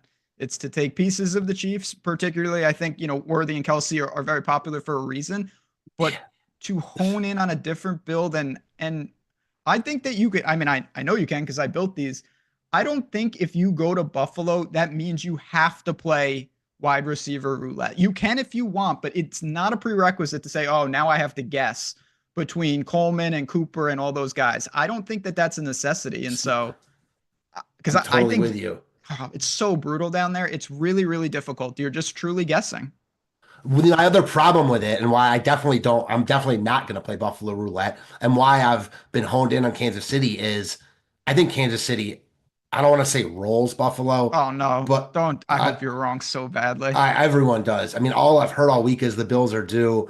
Kansas City, they don't look good. They haven't looked good for 2 years, but they've got the guy behind center you want in the last 5 minutes of the game. They don't roll anyone because they don't go for it on fourth downs. They kick field goals. Their defense is amazing. It's crazy. The tide this team has changed. 3 years ago, it was Mahomes and kind of a so-so defense, and he was just throwing it on everyone. Now they're a conservative offense, and their defense is just so good, especially inside the 20s. I like Kansas City a lot to win this game. I'm not going to let that blind me for DFS though. No, but listen, that's an important aspect. Because if you say, you know what, I'd like the team total over here, or I like the short, it starts to make 50-50s, maybe 55-45, 60-40. And it does, but I'm also wrong often too. And I know and especially when if Mahomes and the Chiefs stack were like low owned and Buffalo is getting all the love in DFS, I would be all over it. But it's not. Like, even though everyone likes Buffalo to win this game, for DFS purposes, the price tags are just too cheap on the Chiefs. Yep. It is interesting. That would have been a fascinating thing if like Mahomes was the most expensive quarterback. I would love that. Oh my God. See, that's what I would love, because that goes into what I said earlier, where I think he could be the highest scoring quarterback on the slate. That for me is kind of negated now because he's so cheap and everyone's playing him anyways. 100%. And because if he gets there, you gladly pay $8K for him. What's the difference? Exactly. Yep. I love that you brought that up. Yeah, it's going to be fascinating. But all right, let's get to tight ends now. We got plenty of time in chat always if you have questions. And I want to mention we got the fun promo going, and the reason we call it Bink is because on this very show we talked about it. We said someone take down $1 million. We looked at the 555, a single bullet with the Stokastic avatar at the top. So fun to see. Look at that. Beautiful. And we want to celebrate that. And we're doing it. 20% off your first payment of any single sport packages. So football's winding down. Sure. Come in the PGA streets with me. You mentioned NBA. Baseball will be here soon enough. Of course, MMA. There's a ton going on, and these tools translate. So if you're saying, man, I want to dip my toes into the water of a new sport, might as well get some support here and make sure you save yourself some money. It's there. The code is there. Easy stuff. And like I said, let's see another one. You guys put another million on the board. We'll think of another promo for something. No doubt about it. I would love to see that, particularly if my avatar is at the top. That would be lovely. But let's talk about tight ends, because that's going to be a way to leverage. Double tight end is always a strategy that can be utilized. And he's not Saquon, but Travis Kelce is going to be mega popular as well. Is that a guy that you say, okay, I'm not making my stand, I'm playing him? Or do you think there's ways around that? I mean, I don't know. Like, it's my honest answer, because he looks, I don't know how you don't play Kelce in the playoffs here at this price tag in this spot, but the ownership is like Saquon level, and you just can't play every single one of these guys and expect, that's why, again, I don't know. But for me, yeah, I would put Kelce as probably, he's right there with Worthy for me as, like, after Saquon, the best plays on the slate. Worthy might be a little bit better because of his price, but I think, yeah, it's hard for me to get away from Kelce. Not going to lie. How do you feel about him? Yeah, I think that's another guy, price point. So the difference between that and Saquon, it's still with tight ends, price point is so low that even in a methodical game, I don't think he breaks the bank enough where I want to make the pivot.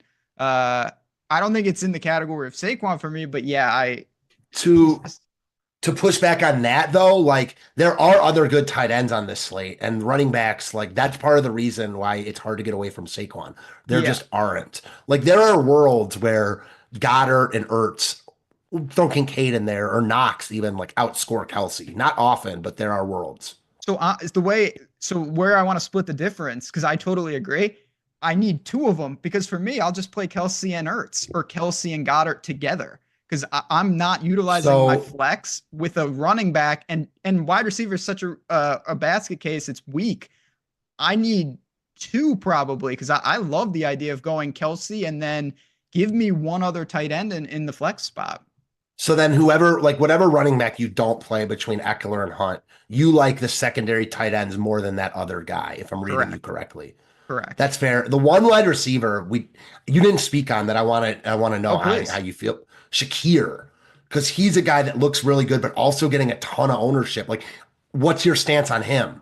I put him in an individualized bucket. I don't equate him with the Bills wide receivers. I feel really confident he is going to get his. He's got a great ADOT, convertible targets.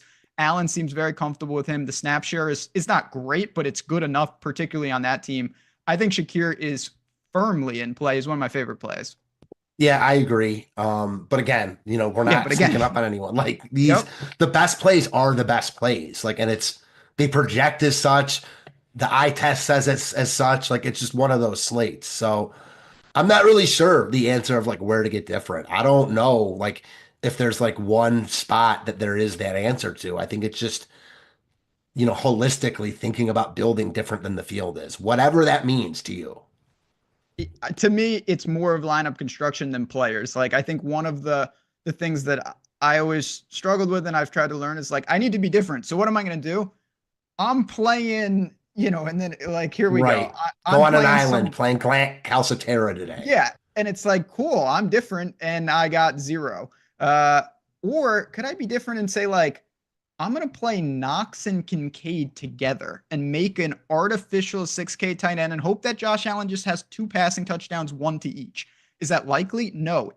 Are they on the field though? Yes. And you got to be on the field to do things, just like the NBA. If you're sitting on the bench, it doesn't really matter how low owned you are. You can't accumulate points. So there's so many pay down tight ends, like even a Noah Gray.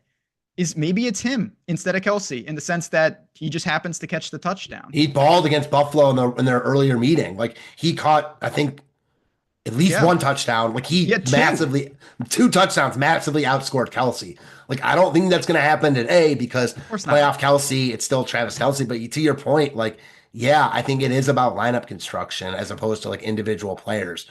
100%. I think that's why I mentioned Hurts and like, building around the Eagles passing attack, even though it doesn't look good on paper. And to your like first point on the show, I agree with you that I think that they just want Hurts to do enough to not lose the game, but there just isn't as much opportunity cost on a 2-game slate. Yeah. So that's where, to me, like I'm really trying to thread it where the Eagles pass catchers can be very effective, but one of the true running quarterbacks just boxes out Jalen Hurts. I can get away with it, particularly like a Josh Allen. Like, I don't think it's crazy. Okay, yeah. Like you have to do that. I like that. Like you have to take stances, and I appreciate that. Yeah, I mean, listen, on a site like this, you can build super effective lineups, and before the tournament even starts, you have no path. You have no path. Like I would rather. This is the type of slate before the first play. There are lineups that are just dead.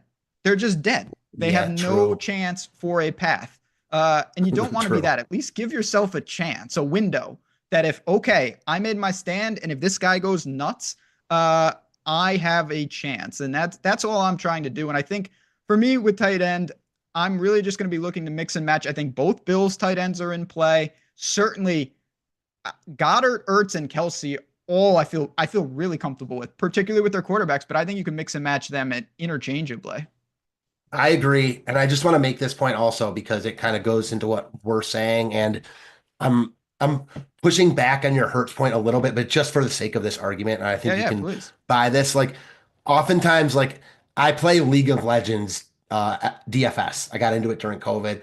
I never knew how to play the game, any of that, but it's something that I enjoy. And part of the reason I was really good at it, DFS wise, because I didn't know anything about it. I would use the top stack tool at Awesemo, build my lineups and print because I didn't know anything. I was playing teams that no one who knew stuff wanted to play. I say that to say when you look at the Sims today, and I know stuff just got updated, but before that, I was, using the high stakes settings and small field type stuff. Only like one of the first 100 highest ROI lineups had Mahomes in it. To that point. Like, so if I knew nothing and I was just playing on what the Sims told me, I'd be playing a lot of Hurts. I think there's some merit to that. All I'm 100%. Saying. The biases that you get can hurt. You see this in betting all the time. Like sometimes the numbers are the numbers and they are unbiased. And it's always I don't want to speak too much in platitudes, but something that I really feel strongly about, if you build a lineup and you feel uncomfortable with it, a lot of times that's the type of lineup that really has a chance. If you're like 100%, this lineup's amazing. Well, yeah, there's probably a reason because, you built a super awesome looking lineup. And that's why I love, for something like that, single lineup simulator is great to double check that. Where am I grading out? Do I have a path? And you don't want to see negative 70% ROI. Then it's too crazy. But is it grading out nicely? And then you say, okay, the ownership's not through the roof. I do that a ton after I run the Sims is I take some of them, I put it in the single lineup sim and I say, okay, these are the type of lineups fit with the right tournament. Very good. I don't want to get too deep in the weeds either, but I wanted to ask you this. Do you ever think like when you're doing this and like me right now, I'm talking about playing Hurts because, the ownership on Mahomes and no one's going to play him. Like, how many people need to be in my shoes and like play Hurts where all of a sudden I'm like, I don't want to play Hurts anymore. And you don't have that answer, but it's happening. There are other people out there that are like, screw that. I'm not playing Mahomes anymore. I'm going to play Hurts. And it's like, I don't want that. 100. It's the triple double game theory. Does everyone say, well, everyone else is playing Mahomes, so I'm going to pivot, and then Mahomes is actually less owned than you thought. That's where it gets always crazy. We got a couple of super chats on the way out, and then we're going to turn it. Don't go anywhere. Eric Lindquist, Matt Gajeski, they're answering all questions. I doubt there's going to be breaking news, but they're going to be talking lineup construction, running the sims. They've got you covered. Super chat from Drew B. Appreciate it. Diami Brown and Goddard, or McLaurin and Knox? Well, give me the first two, but 2 for 2s are always tough. Like on paper, give me the first two though. I would agree. Just because I think of the 4 players, I think Goddard's really solid. Knox is a flyer to me. He's the weakest of the 4. I totally agree. Boogie, appreciate this. Allen Kincaid and the Philadelphia. We didn't really talk defense. We'll do that on the way out here. Allen Kincaid and the Eagles D, or Daniels, Ertz, and Kansas City D. Okay, Allen Kincaid and Eagles, or I would go to the Allen side, but I honestly. Wait, what was the second one? I missed the second one. Daniels, Ertz, and the Chiefs defense. But I like all 6 of those plays, not to hedge my bets here. That's a preferred choice. Do you like the Commander stack, or do you like the Bill stack more? I prefer the Eagles over the Chiefs if salary isn't a thing, but ownership is higher on the Eagles also. Yep, those are 2 really, really good options. Defense, how do you approach it on the way out? We got a minute or two. Do you just see where you end up? You spray and pray? Birds, to me, Eagles are the best defense, but everyone thinks that. Yeah, it's the same thing as every other position on the slate. Eagles are by far the best. Chiefs, no one really wants to use defenses against Allen or Mahomes. The Commanders are cheap. Washington last week. Yeah, exactly, man. Exactly. You got to be willing to get weird. It's not even just about defenses. People think, if you use your quarterback and your defense, people are starting to get a little bit hip to that. If your quarterback throws a pick 6, it's obviously not the worst thing in the world for your quarterback, but it's more than that. Kickoff returns, stuff like that. You have to be willing to think outside the box. That said, I do think the Eagles look by far the best on the slate. Couldn't agree more. They should have ample opportunities. I know Daniels has not made mistakes, but they're D-line. Pressure. You always need pressure, because that's just, you need to get lucky, and that's the key, is getting pressure. SC, friend of the show, all around, just appreciate you, man. Thanks, guys. Top tier analysis. Very good stuff. Hopefully, I didn't derail us too much, friends, because we are right on time. Nice and easy, and I feel good about this slate. Hopefully, you guys do as well. If you have any questions for us, I know, like I said, don't go anywhere, but fantasy tips, Matt, on Twitter, on X, whatever we call it these days, Jazzraz Bets, we're there, we're available, and we are doing things here in the DFS and betting side over at OddsShopper. So on that note, friends, we're going to bounce on out of here. Eric and Matt incoming. And again, last day for code BINK. Take advantage of that. Claim your free trial over on OddsShopper. You just go there and follow those steps. Link in the description. Let's see another Millie winner today. Sir, thanks for hopping on with me. And for everyone out there, good luck. Enjoy. We'll see you in a couple weeks for the Super Bowl. Build your bankroll with Portfolio EV from OddsShopper. Use the mass entry tool to enter hundreds of profitable bets a day with just a couple taps of the finger in the OddsShopper app. And have confidence in knowing the bets you're placing have been profitable long-term by analyzing the historical ROI on every bet from every market with the EV results tool. From there, just create your own custom portfolios, simply add the bet types you want to see each day, and watch the profits roll in. Subscribe today on the OddsShopper app or at OddsShopper.com.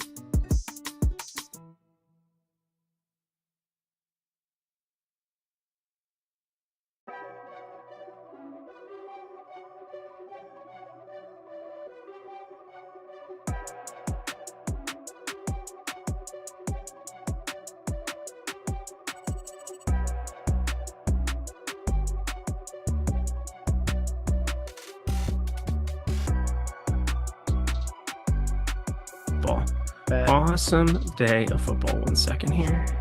Here we are. I'm ready, Jordan. What is going on, everybody? Welcome to the NFL Championship Game edition of Live Before Lock here. NFL Live Before Lock, AFC, NFC. Well, I guess it reversed the order because that's the way that they're going today. I'm Eric Lindquist. You can follow me at Eric Lindquist. I'm joined, as I always am, on these lovely Sundays for the last 2 or more game slate of the entire season. Obviously, just 2 games. It is my guy, Matt Gajeski. Matt_Gajeski over on the Twitters /X is... It doesn't sound as good to say the X's. I got to say that. Matt, how you doing, my dude? I'm doing good, man. Excited for these games. A little bittersweet that there's only 3 left total, but the 2 today should be pretty good. We have some interesting narratives. Of course, people will be cheering for the downfall of Mahomes, and the Washington football team is everyone's darling, just like the Chiefs were a few years ago. But the NFL works in cycles, and that's kind of how it goes. Yeah, it works in cycles. It also works manipulatively because they have blown this sport up with the likes of Taylor Swift dating Travis Kelce. And let's count how many times we see them up in the booth. Who will it be next to her today? It was Caitlin Clark last week. I mean, what do? We go get the Pope? Is the Pope going to sit next to Taylor Swift today? I don't know who the holiest team in the NFL is for the Pope to be in town. Yeah, probably not Philadelphia. We know that. Definitely not the Commanders. Well, maybe under new ownership. I don't know. Yeah. I don't think the Pope is blessing any of these 4. If he is, he's cheering for Buffalo. Like, the Pope would be cheering for Buffalo. I think you're right. The Pope jumping on tables would be a sight to see. Yeah, I don't know what he looks like. I imagine he's old as hell. I don't know. I'm doing the Halo music with that, but that's kind of what it sounded like. Anyway, we've got ourselves 2 games. I'm very excited. You're very excited. You're going to smash that like button as we get going. I'm excited to talk through this slate because we do have some interesting things. We go position by position on this show, and we can obviously bounce around and talk about it from the wholesale view where, well, obviously we need to talk about our entire lineups in large field tournaments. If you're trying to win a tournament of 100,000 plus people today, 100,000 plus lineups, excuse me, Matt, we're going to have to do some really uncomfortable stuff. Have you done anything right from the get-go that you feel is extremely uncomfortable on this slate? I wouldn't say extremely uncomfortable. It's more looking at rosters individually, trying to make sure I'm not playing Mahomes, 3 Chiefs, and Saquon, stuff like that. You can kind of get a sense of what's going to be extremely duplicated on this slate and then avoid it. If you do that, I don't think you need to make any crazy individual stands and play guys like Ray Davis way above the field. That's the main approach I'm taking. As we talk through the show and I get your opinion on some of these individual players, I'm sure I'll make some additional boosts where it makes sense. What about you? Yeah, I've got 1 or 2 pretty uncomfortable stands. I think majority of the time, and this is the way that I feel about most 2-game slates. I mean, obviously, our 2-game slates during the regular season are like when there's 2 Monday night games, when there are 2 afternoon games, or, sometimes they're mostly 3 or more, but sometimes you get those weird 2 afternoon game slates. And otherwise, I don't play a lot of 2-game slates during the regular season.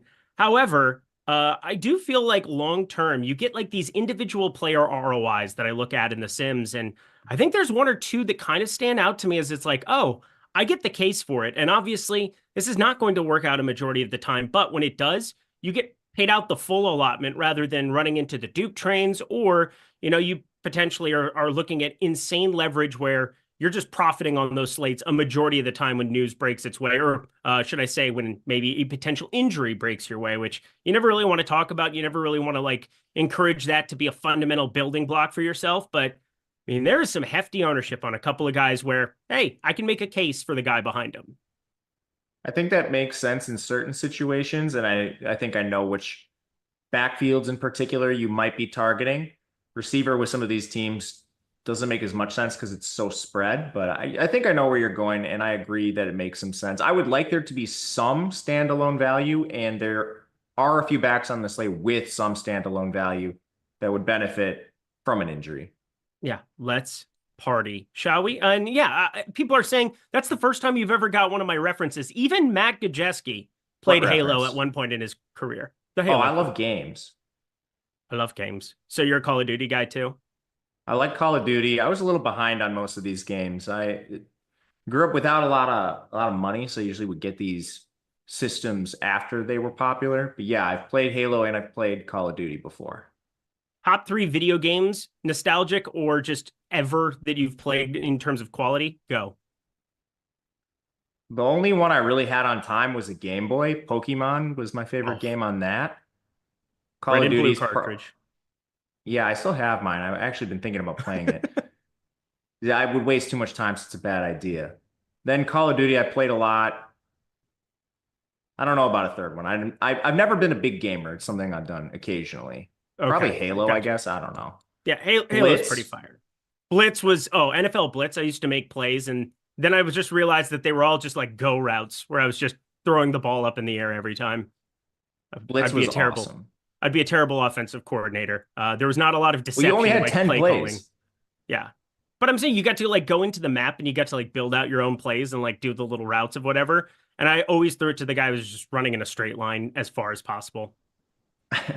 Terrible offensive coordinator. But anywho, let's talk about teams that actually run quality offenses. And they're the 4 that we have before us, specifically the quarterbacks that are going to be spearheading them.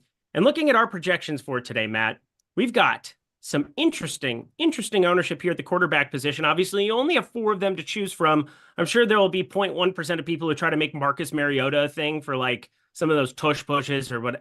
Don't be one of those people. That is not where we're going to get different. But at the quarterback position, 44% ownership coming in on Patrick Mahomes at 6K. 44% ownership. Are you going to play above 44% of the guy I had 0 shares of last week? And I will say it worked out well. Patrick Mahomes.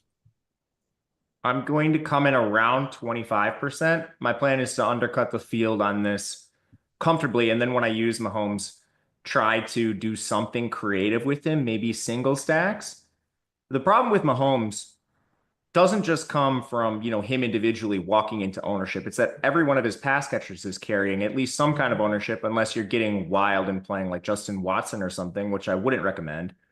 So he immediately becomes difficult to navigate because of duplication as a stack. And I think maybe playing him in a single could siphon off some of that. You're just naturally going to end up with pass catchers on other teams that are a little lower owned. So that's what I'm trying to do when I play him. But that's just taking into consideration what the field is doing. Then you also have to play the game. Is he a good price adjusted play? And I think to be the biggest, or I guess carry the highest ownership on the slate, you have to be a pretty decent play. But in a vacuum, you look at the ceiling of all of these quarterbacks. Mahomes is probably the QB with, in my opinion, the lowest ceiling. You could maybe argue Hurts on this particular slate because of the injury, but you would not be surprised to see any other quarterback outscore Mahomes, even on a price-adjusted basis. You have to make a few uncomfortable decisions if you go up and play Allen and Daniels, but I'm very willing to do that. So I'm going to undercut Mahomes. I'm not sure to what degree, but I think it's going to be probably in like the 15 to 20% range under the field. Yeah, I've seen a lot of narrative Twitter, and obviously I think when we get into these 2-game slates, I do think narratives end up pushing around ownership in a way that is surprising after the fact. I think it's hard to account for, and I think our ownership does an amazing job. We got Jordan Klein there with the Sims tool on the screen for you all. You can see directly what we have projected for each one of these quarterbacks and then what our exposure is.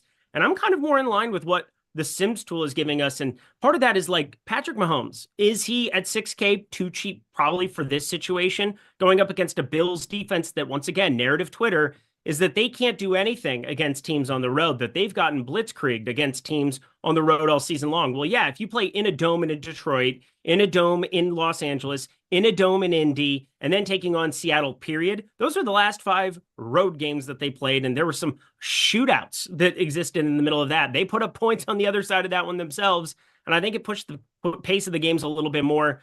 Don't really looking at that. I'm not really looking at that, but what I am going to say is it's similar to last week. I'm way below the field on Patrick Mahomes. He is way too popular for my liking yet again. I'm going to be falling more in line with that 20-25% number. Might even finish out around 15% as we talk through things, mainly because I guarantee you it will not be going up from now what I currently have in my builds. But I do think Jaden Daniels is probably going to end up being my most owned quarterback, similar to what we have on the screen in The Sims.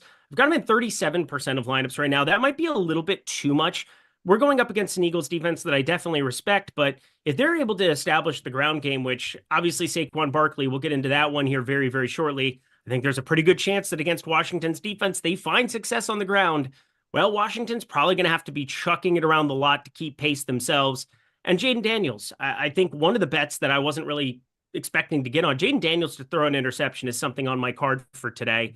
I do think that Jaden Daniels will find some issues with this Eagles secondary, but he might have to chuck it 35 times. We know the rushing game ability that he has as well. 13 and 16 rushing attempts in the last 2 games hasn't really resulted in anything. We're talking 3 yards per carry total. I think there's a massive ceiling for a break loose type play against an Eagles secondary that's very, very good. But Jaden Daniels is kind of his own dude here this postseason. How do you feel about him specifically on today's slate going up against the #1 DVOA defense for the last 2 months? I love Daniels. He's going to be either my highest or second highest owned QB. I'm really debating just going over the field on him and making a stand. Using a lot of different lineup constructions with him because you can play him creatively. It's a 2-game slate, so I doubt you're going to ever really run into a naked QB unless you really force it. You just end up with stacking partners naturally on you only have 4 teams as options. It just happens. But you kind of mentioned some floor outcomes with him. Yeah, 29 carries at 3 yards per carry. That's still about 43.5 yards per game. You'll definitely take that. It's basically an extra passing touchdown. And that's the floor. At 3 yards per carry, that's what Daniels has given you. There's a couple other things I think you could potentially look at with him. First of all, he's played this team already. It's not something new. He had a fairly decent game against them. And then through the air, Terry McLaurin, they've been moving him around more. Earlier in the season, you really saw him kind of just like lining up on one side of the field, and you could basically lock your best DB against him. Kingsbury's moved him a little more recently, which has allowed Daniels to find more advantageous matchups. The only real concern I have with him in this game is losing Cosme. The biggest mismatch on that side of the ball in the entire slate is Eagles D-line against Commanders O-line. So his pressure numbers are pretty good, but does that make a big difference against Jalen Carter? It very well could. So that's really the only concern I have. But at the end of the day, even if that's a factor, like let's say the Eagles play somewhere beyond the spread. Maybe they win this game by 14 points. You're still going to have garbage time. That could increase his frequency of scrambles. The floor is just so good because of his skill set. Even in some of these tail outcomes where, like Eagles slaughter Washington, I still think there's a chance where you see Daniels as the highest scoring quarterback, even in like a slaughtering. So it's just so hard for me to get away from him.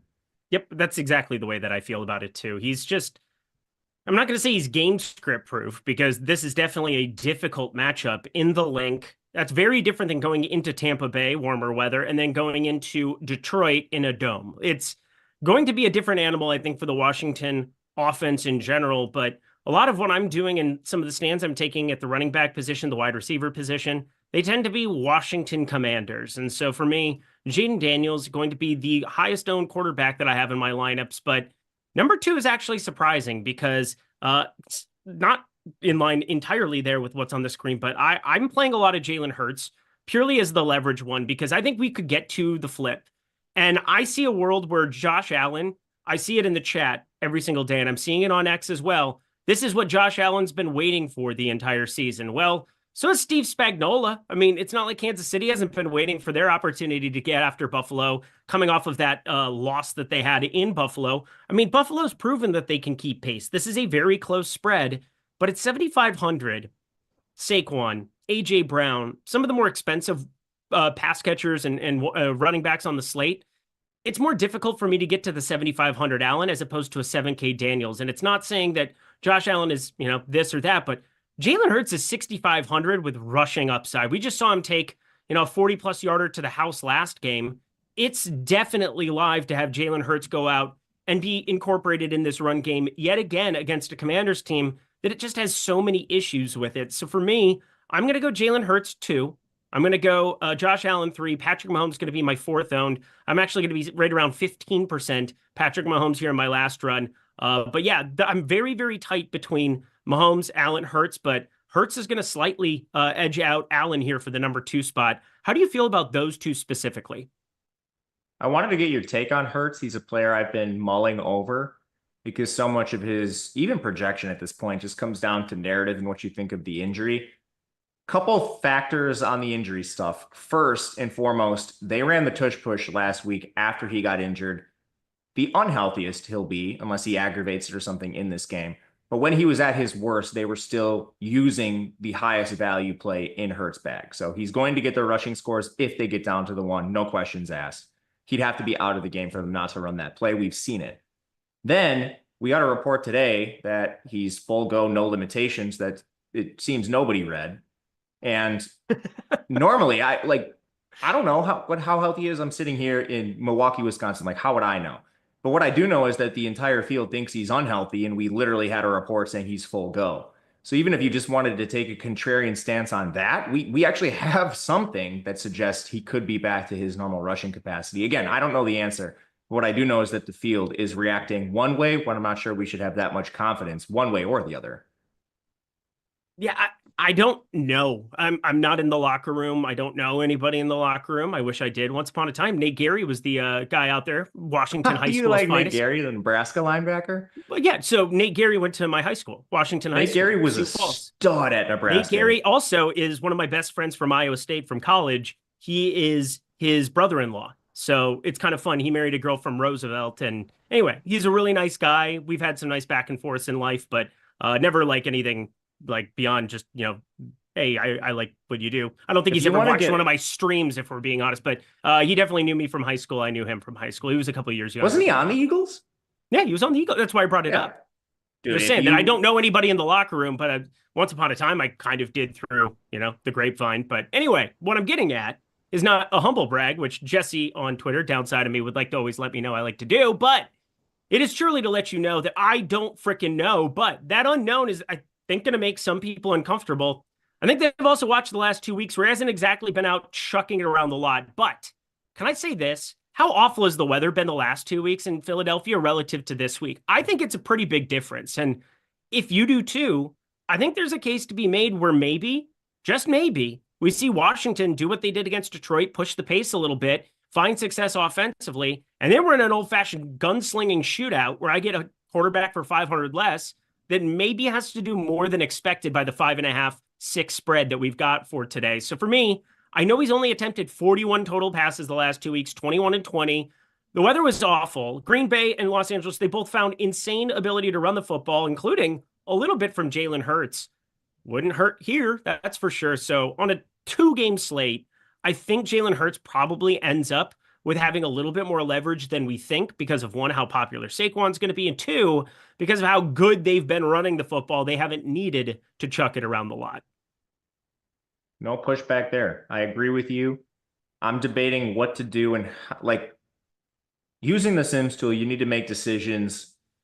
If you're playing, I'm playing 150. So they're more portfolio decisions than anything else. I agree on your take that Hurts is under owned, and for the reasons we already outlined. You brought up a great point I didn't consider with the weather just being different than what he's played in recently. I think the rushing stuff is a little overblown and that you can play him based on that. Now it's a decision of how much. And I think there's a chance that maybe he's even more under owned than we're talking about. Yep, and that's what I'm looking forward to seeing is just Jaylen Hurts, currently projected for 16% ownership. I'm willing to live and die on that hill by being almost double the field on it. Again, I'm going to be playing the most Daniels, the second most Hurts, so that entire game environment. And I'm hoping Mahomes and Allen just run the ball with their running backs. How about that? Let's not go chuck it around the lot like some people are expecting. Some pretty high passing props there on Patrick Mahomes. Was looking at the under, might end up firing that when it's all said and done. But anything you want to bring up here with quarterbacks, because it's obviously a very important talking point, but if you're playing multiple lineups, you're going to get exposure to a number of these guys. Yeah, last thing, I'm not really sure what you're getting by playing Mahomes in terms of roster construction. The differences in projection at the top between, like optimals with Mahomes versus like Allen and Daniels, I don't think are that substantial. And even when you just hand build, it's like, all right, with Mahomes, what are you upgrading? It's like, okay, maybe you can play Khalil Shakir instead of Keon Coleman. So it's like, I don't really see there being that meaningful of differences between the lineups with Mahomes versus some of the quarterbacks at the top. So I'm willing to play Allen. I'm willing to play Daniels. I want to be very clear. Allen is going to be my second most owned quarterback. I'm not going to get that high with the Hurts ownership in my own portfolio. But I'm just not sure what you gain by playing Mahomes into ownership without substantial upgrades. Agreed, 100%. And I'm going to let you know this, 20% is what you can get off right now with promo code BINK. If you guys are looking to utilize the sims that are on your screen, that have been on your screen throughout the entire NFL regular season, throughout the entire NFL postseason, and you want to start utilizing it in the showdown streak, which I really recommend. I've had some really good finishes throughout the showdown season, a better showdown season than I've probably ever had, which isn't saying much because I think before the Sims tool, I was terrible at showdown, tried to avoid it as much as humanly possible, but I've been embracing it more and more as I'm able to start sorting my lineups by expected ROI, by being able to look and see, hey, this maybe is a little bit more duped than what I'm looking for, and being able to like find some different points of leverage throughout showdown. And you're going to want to try that out here, not just tomorrow, or not tomorrow, the Super Bowl 2 weeks from now, but also utilize it now for the Philly game and for the Kansas City game here coming up next. Utilize the Sims tool for showdown, and you can do that with 20% off your first payment for any single sport. Obviously, the NBA, I'm in the streets Sunday through Saturday. That would be 7 days a week, 8 days a week if you're the Beatles, but all single packages. Use promo code BINK. We're celebrating a Millie winner. Hopefully, we get another Millie winner today. That would be fun stuff. We keep this promo going, but this is the last day of it. Check it out, my friends. Would love to see you guys in the Stokastic streets. All right, to the running back position we go. Let's start having some real fun, Matt Gajeski, because my lord, Saquon Barkley, 96% ownership. I don't think he gets to 96, but he could get to 90, and it would not shock me. 88. I mean, no matter what, it's going to be a hefty number, but I can't remember ever seeing a rushing prop in the 125 range, unless it was like Ashton Genty this season, where he was up around 150 in the college football streets. I mean, this is just asinine what we're looking at here with Saquon Barkley. And the weird part is I think it's warranted, but I'm trying to figure out what I'm supposed to do in my final run of lineups. If I should be just like holding hands with the field and playing 90% of my lineups, or do I just play him in every single lineup and say that's a free square and move on? How are you handling Saquon Barkley? Because there's no doubt big playability coming your way. I'm letting the Sims tool take care of this. And if it were up, like if I was just making decisions on my own, like back in the day using an optimizer or something, my intuition would be just play 100%. And that comes down to the projection gap between him and every other player on the slate. He's 3 points clear of Josh Allen, the highest projected quarterback in our projections. The next highest skill position player is Travis Kelce. He's 7 points clear of Travis Kelce. Now there's pricing involved in this, but there's no restrictions to going up and getting him. You basically need to make one sacrifice across the rest of your lineups, and one position I'm happy to do that we already talked about. Maybe you could play Keon Coleman instead of Khalil Shakir. You know, like the difference in that projection, in order to jam in a Saquon Barkley is worth it for me. You're basically just hoping for an injury if you're fading him. To get into the projection just briefly, the run rate's going to be high for this team. They're the biggest favorite on the card. Washington, you know, like the second biggest mismatch between offensive line's defensive line is the other advantage the Eagles have against the Commanders' defensive line. The mismatch in the trenches in that game are just so widely in favor of the Eagles, both directions. Then you have the Hurts injury. I personally think that might be a little bit overblown, but let's just say they're up and playing to the spread. It wouldn't be a bad idea to maybe run Saquon a few extra times at the expense of Hurts to keep him healthy. He catches the ball well. A lot of the other backs are just in timeshare, so then you run into that. I mean, I just don't see how he fails unless he gets hurt on the opening play of the game. He can get hurt at halftime and outscore everyone. Yeah, that's kind of what I'm worried about too, is like, I don't think full fading. I saw somebody who was just like, you're better off just playing Kenneth Gainwell in 100% of lineups and just hoping it breaks your way one time and yada, yada, yada. And I'm like, I don't think that that's accurate in any way, shape, or form. I think you should maybe, if you feel that way, in your 150 set, have a lineup or two of Kenneth Gainwell. But yeah, Saquon Barkley, I'm going to be right around the field here. I'm going to be like in that 90% number. In Sims Tool first run had me at 87%. I think that is just fine by me as well. But there is a way that you can maybe get a little bit of leverage here at the running back position off of the Eagles. And we'll talk about that here in a second. But obviously, James Cook, Austin Eckler, if you're going to be playing them there, I mean, the big issue that you have for today's slate, and the reason that Saquon is so insanely popular, is wide receiver. The expensive wide receivers are A.J. Brown, Terry McLaurin, and then nothing. Everything is very accessible. There's no expensive Justin Jefferson. There's no Puka Nacua. There's no, nuclear CeeDee Lamb. There's nothing like that up top to go pay for. And so, yeah, it's just so easy to click Saquon Barkley into lineups. But I think the number two guy that I'm going to be getting to on today's slate is Austin Eckler, where I think if that game had played more to the script that the Lions had there, yeah, he's the one running back for Washington that didn't have a touchdown. You had 3 Washington touchdowns.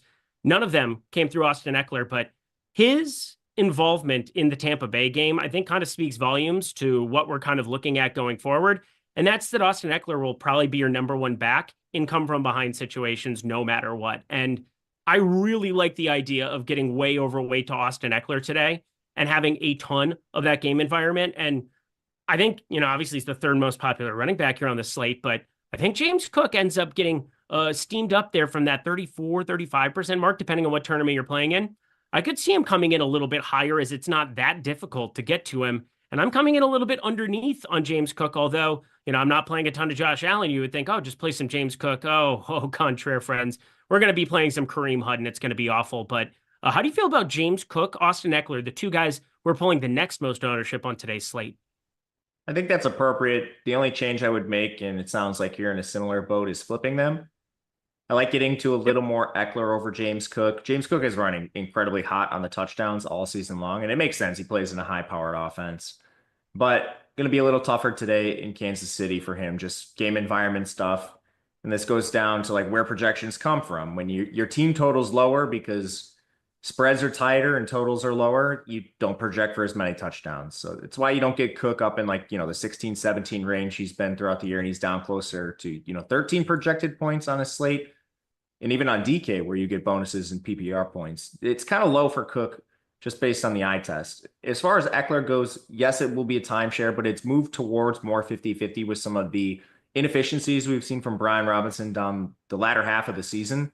And I agree with your take on the pass catching and come from behind situations. He's pretty clearly their 3rd down back. And when they're trailing, running 2-minute, those sort of situations, Eckler is the preferred back as well. He's also cheaper, so you can also break that tie, even though he projects for just more raw points than Brian Robinson in a vacuum. So price adjusted, give me Eckler, but if you find your way up to Cook, I really don't have many qualms there either. They're going to be my 2nd and 3rd highest owned backs in the portfolio. Yeah, I'm going to have Kareem Hunt 3rd, but I'm going to have a lot of Austin Eckler, a lot of Kareem Hunt. And then, yeah, I'll have a little bit of James Cook still. So, I mean, it's a 2-game slate. There's only so many places you can go. And obviously, he's the 2nd best projected running back on the slate. I'm not trying to say that he's some terrible play because he is certainly not. But I'm curious what you think about this. Kareem Hunt, Isaiah Pacheco, how are they only like 3.5% away in terms of ownership based on what we've seen the last few weeks? Well, I think mainly because they involve a 3rd running back, like Pirine plays like 30% of the snaps. So you run into like a projection problem with them right away, even though Pirine doesn't do a lot. His best skill is pass blocking, but he's on the field more than you would like. So it's a 3-way committee. It's not just 2. And any snap that Pacheco plays is an opportunity that is lost, a potential opportunity that's lost for Hunt and Pacheco. Like in situations where maybe you are running a pass and you have a running back pass blocking, like that guy can leak out and maybe get a target or something. When Pirine's on the field, that just prevents an opportunity from someone else. So that's a little tricky. I would rather play into Eckler, where it's mainly a 2-back committee. Yeah, maybe you'll see like a snap or 2 of the 3rd back, but that's not likely to happen in a high impact game like this. So that's the main concern I really have. And then between the 2 of them, they're not in clear roles. I would bet on Hunt over Pacheco at this point, just from an efficiency perspective. It's been enough weeks now where I'm done with the hopium on Pacheco. He's just been less efficient than Hunt, even since the return. He hasn't been able to separate with extended time to remove himself from that injury. It's Hunter pass, but I still think I would rather find my way to Eckler and Cook. Yeah, I would rather find my way to Eckler and Cook too, but I need to have some kind of savings if I'm going to be playing as much Hurts, Brown, Devonta as what I am to some extent. Again, they're not that expensive, but I'm not going to be giving up Saquon in order to go down and get those guys. Agreed. It would take something very drastic for me to get away from the Saquon piece. And I'm glad to hear you agree with me there. It's just for me, you see the effectiveness of it. And then Kareem Hunt, 47% of the snaps, they obviously are coming off a bye. Everybody's fresh. 47% of the snaps leading the way, 31% for Pacheco. But I think there's a world where outside of like maybe the first series, you might see Pacheco, if he's not effective right from the get-go, get completely buried. Like completely buried. Kareem Hunt's better in pass pro. He's better in short yardage. He's been the better back between the two of them for weeks and weeks and weeks. And in fact, we've seen him out-snap Isaiah Pacheco every single week since week 15, although it was by one snap in week 15. They both played 37% of the snaps there. No, it's 28-28. Okay, so they tied in week 15. Week 16-17, Kareem Hunt, the bell cow, back, even though, you know, obviously P. Ryan is there too for 20% of the snaps. And Carson Steele, he does exist. They do exist. A little bit of that. Let's talk the dirty, dusty running backs here. We got Ty Johnson, where that catch in the back of the end zone against Denver still haunts my dreams. I just needed to have Josh Allen do nothing there. That would have been useful, but whatever. It still ended up being an okay slate. I look at Samaje Perine, who obviously is going to mix in for that 15-20% snaps. I think you might be looking at like a heavier Buffalo onslaught of players. Just if Samaje Perine is going to be playing a lot and get like over his projection relative to some other running backs, you're probably looking at Buffalo having a decent time scoring points and putting up points, forcing Samaje out there in, you know, same kind of thing for Eckler, third downs, 2-minute drill type situations. But any of these dusty running backs that you're actually getting to, because I hate that I'm actually playing a little bit of Kenneth Gainwell, but if I'm not going to play Saquon in a lineup, it better have Kenneth Gainwell in it. Yeah, I'm not playing the Millie Maker style stuff today. The 150 set I'm running is like a 28K field, so a little bit smaller. I don't think you need to get as cute in a situation like that. If you were playing the Millie Maker style stuff where you're 300K entries, 100K entries, then I think you could start using these guys. I still have more interest in the Bills backs because they play meaningful snaps. They cannibalize each other, but even like a Ray Davis, 9%, 10% of snaps, when you get concussed immediately, it doesn't just impact the game you were concussed in. Then he's battling concussion protocol the entire week. He's not a full participant in practice. He's just not a big part of the game plan. I would anticipate his snaps climbing back up to like the 20% range now that he's had a week of practice with a concussion in the rearview mirror, but you never know. Anyway, I think you can use him. Ty Johnson's pretty self-explanatory at this point. Very good pass catcher, and his snaps have risen at the expense of Davis. But again, I think that's concussion related. Gainwell, I think you're praying for an injury, but if you're playing the Millie Maker, it's not the worst approach, I guess. So we're playing Barkley because we are people who are logical with common sense. And then I'm going to go a little bit more Eckler. It sounds like you're going to be a little bit more Cook, but we're still going to kind of have those guys intertwined. What are you landing on with Kareem Hunt? I'm curious. Kareem Hunt, I finished with 19%. He's one I debated boosting. I haven't pulled the trigger on it yet. I may end up like 25%. And last running back, of course, we have to bring him up because he's bringing, 14% ownership. Brian Robinson Jr., how are you treating him? I got 1% in the Sims. I'm just not going to touch him. Yep, that's unfortunately kind of where I'm at too. So I know the pain that is coming my way. I know it. I know it well. It came to me against Detroit. It was not an enjoyable experience. But what is an enjoyable experience is Portfolio EV, no matter what state you're in, no matter where you may be. There is an opportunity for you to be utilizing Portfolio EV right now and getting yourself some goodness. And while that sim runs here for Jordan Klein over on the other side of this one, check out Portfolio EV, everybody. 7-day free trial going. We got G. Ehrenberg DFS over on X. That is Greg Ehrenberg, of course, from the NBA Live Before Lock shows with me. We got my guy ND_Joyce. That is Nathan Joyce out there in Iowa doing the Lord's work in cornfields. Just really appreciate him and all of his great threads that he's throwing together on a day in, day out basis, showing you the power of this tool. And this tool, friends, is making people money hand over fist. Well, I don't understand that expression entirely, but I do understand money. 6x, 7x, 8x. We're talking 2 months of returns here for people utilizing Portfolio EV. They are multiplying their portfolio. It is way better than investing currently in the stock market right now. And again, I'm not a day trader by any means, but what I am is somebody who looks at the graphs of the people posting their picket slips every single day, utilizing Portfolio EV, utilizing the tools and outperforming the S&P. It is just the way that it has been going throughout this entire NBA season. We have NHL shots on goal that have been making tons of money for people. Even utilizing those in the pick'em streets is very advantageous for people in California, Texas, so on and so forth. Check out Portfolio EV down at the link below because, again, 7 days, 7 days right now, and we got a ton of NFL. There are a lot of really good bets throughout the entire week coming out, and there will be a lot of good bets for the Super Bowl that pop up at the top of Portfolio EV as well. So no matter where you are, no matter where you be, check it out. 7 days, risk-free, all down below in the video description box below. All righty.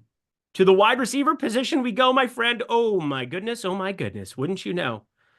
We got A.J. Brown. He's expensive, but he's not really that expensive. We're talking a 6,800 A.J. Brown in the better weather. And obviously people want to bring up the 10 to 15 mile an hour winds, 20 sustained. I don't know if you watched the second through fourth quarter of that Philly game, but there was issues throwing the football on the Philadelphia side. And you can talk about the issues with, the injury, so on and so forth. But he's still the most popular wide receiver amongst these two 6K guys, and I don't necessarily agree with that. I think Terry McLaurin will probably end up closer when it's all said and done, but I like a lot of both of them in my lineups.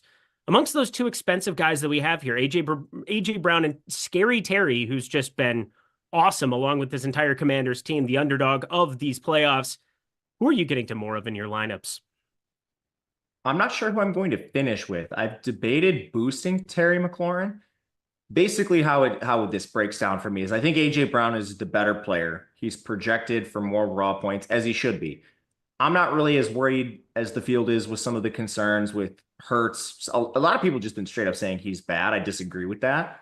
Same. A lot of people have been saying he's limited. I disagree with that to an extent, or at least I want to just lean the other way because I think they're making assumptions. With that said, I'm playing more Jaden Daniels still. So right now, I have them dead even in my portfolio. That brings AJ Brown a little under the field and Terry McLaurin a little over. I'm debating using an extra boost on Terry McLaurin just because of the amount of Jaden Daniels I'm going to be playing. And maybe ends up being a slight boost on Jaden Daniels himself. I imagine McLaurin would just come along with him because of the way our Sims build lineups. But right now I have them about neck and neck, which makes me a little underweight to AJ, a little overweight to Terry, and I might extend that further. I'm overweight to both of them, but I have 55% Terry McLaurin. I have 50% AJ Brown. So I'm pretty okay with that. I'm pretty okay with having a lot of the Scary Terry piece. Obviously, Washington, if they're in come from behind mode, if Saquon's, running 70 yarders to the house again, well, everybody's lineups are fine with that, but you're probably going to want the Scary Terry piece on the other side of that one, even against this very much revamped. Is it Nick Fangio? Is he the guy who's the defensive coordinator there in Philly now this year? Yes. He's had an unbelievable year. Unbelievable year from Nick Fangio. Can't believe Vic. Vic Fangio. Are people even bringing him up for head coaching jobs? Because I haven't even seen his name anywhere other than when I'm going through defensive charts. I think he's one of those guys like Josh McDaniels, who's been an excellent coordinator, but he's just failed too many times as a head coach. Gotcha. Maybe he's just better in his lane. I think Josh McDaniels of defense. Yeah, I could see it. This is not a roster building show. I have questions about McDaniels removed from Brady. I'll just say that. I think we all do. Drake May, best of luck to you, my friend. The boys are back in town or something. Jordan Klein, super chats. Who have we gotten answered so far so that I know where to pick it up from? Hey, Junior.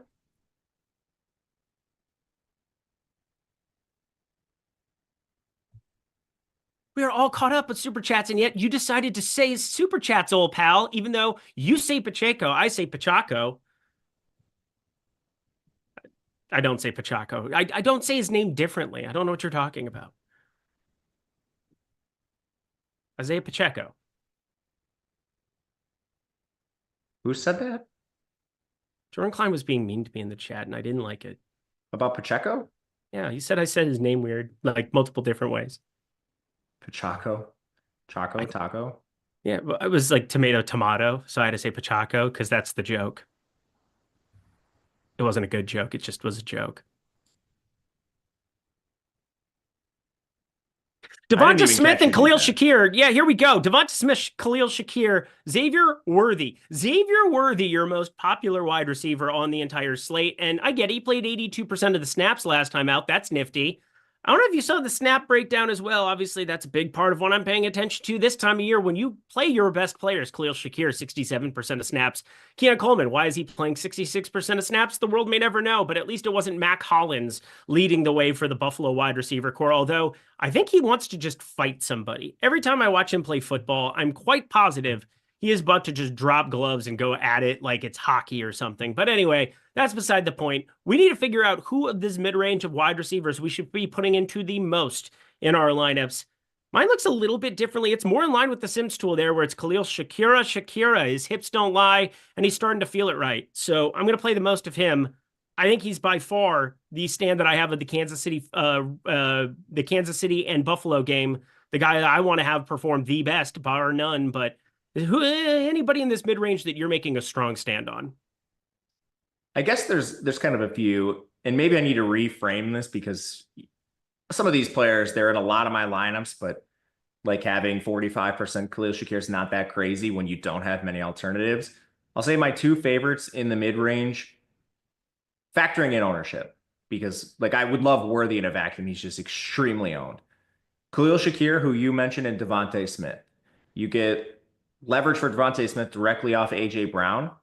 And A.J. Brown has taken a step ahead of Devontae Smith in terms of targets throughout the season. But you're getting him at 5,800 with the leverage. I think that's fine. And Khalil Shakir, he's really the only one with a clear role in the pass game in this offense, for better or worse. The routes are sort of all over the board for this team just in general. But Khalil Shakir, he battled some injuries down the stretch, played through them largely, got to sit out week 18. And then last week, he was back up to his 67% of snaps, which is kind of where we saw him when he emerged as their top receiver throughout the midpoint of the season, which is where I see him moving forward. That came directly at the expense of Mac Hollins, who was like up at nearly 100% of snaps when Shakir was missing time or banged up. So he's the other player I think makes the most sense. And I don't know if I agree with it, but just his target share in this offense is the most consistent. He hasn't been below 6 targets unless you go all the way back to week 6, and very consistently the 6, 7, 8 range. He'll spike occasionally. He's just a safe option to play with Josh Allen in a pass catching room full of options that are not safe. Yeah, Jordan Klein, can you put it on DraftKings wide receivers too while we're talking through this one? Just because I think the FanDuel one's been sitting on the screen for a little bit. 65% Khalil Shakira at 6,400. Even still at 5,700 on DraftKings, he's going to be the guy that I get the most of on the entire slate. Xavier Worthy going to be second. Those are kind of the guys that I'm kind of falling in line with. And then Scary Terry, I mean, like right around 50, 60% of all of these guys, all 4 of them. I feel pretty confident about those ones being the ones that are just on the field the absolute most, and let me go from there.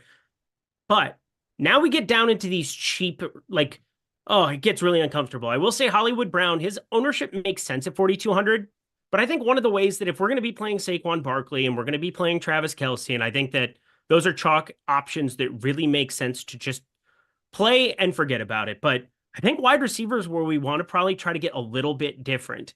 And I'm not saying he's good, but Keon Coleman's at 3,700 relative to like 4,200 for Hollywood Brown. I'm looking for one shot. I'm looking for one opportunity to see everything he ever wanted. I hope he captures it and doesn't let it slip. And that's Keon Coleman for today's slate. Mac Hollins, I can't do it. I tried to talk myself into it.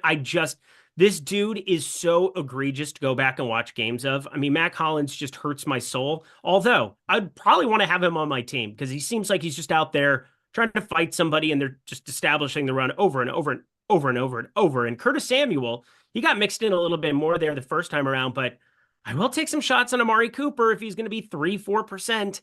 I know he's not good. I know he's looked pretty dusty. The separation hasn't been awesome, but just feels like Amari Cooper, maybe one last time for the old Gipper. That would be fun. I'm mixing in some of these guys, and I'm trying to trim down some of the ownership on these 4K guys and Diami Brown, who's super popular, and I get it, 25, 26% for a guy that nobody would have clicked on if this was the first week of the postseason. And then the other one that's just really uncomfortable for me, Elidem Zacchaeus, I'm going to be overweight to his 9%. Anybody you're making drastic stands on down in the 3-4K range like I am? Not really drastic positively. I'm going to come in underweight to Hollywood Brown, and that's nothing against Hollywood. It's a stand I'm sort of taking with the Chiefs pass catching game as a whole. I think actually my favorite way to play him is to use him as like a one-off because a lot of these lineups are going to be attaching him to Patrick Mahomes or some other Chiefs player. Same thing with Worthy. So, I mean, it's pretty easy for you and me to come on the show and just read you the projections and say, all right, Xavier Worthy's the best overall wide receiver play, price adjusted. That's true. Hollywood Brown is the second. If you're just playing cash, small field stuff, you want to start with those players. Once you start approaching the Millie Maker style tournaments, the larger tournaments, which is what most of you are playing, that's where you need to be creative with your lineups. It's not that I think Hollywood or Worthy are bad plays in a vacuum. I'm coming in a little underweight to them because of roster construction.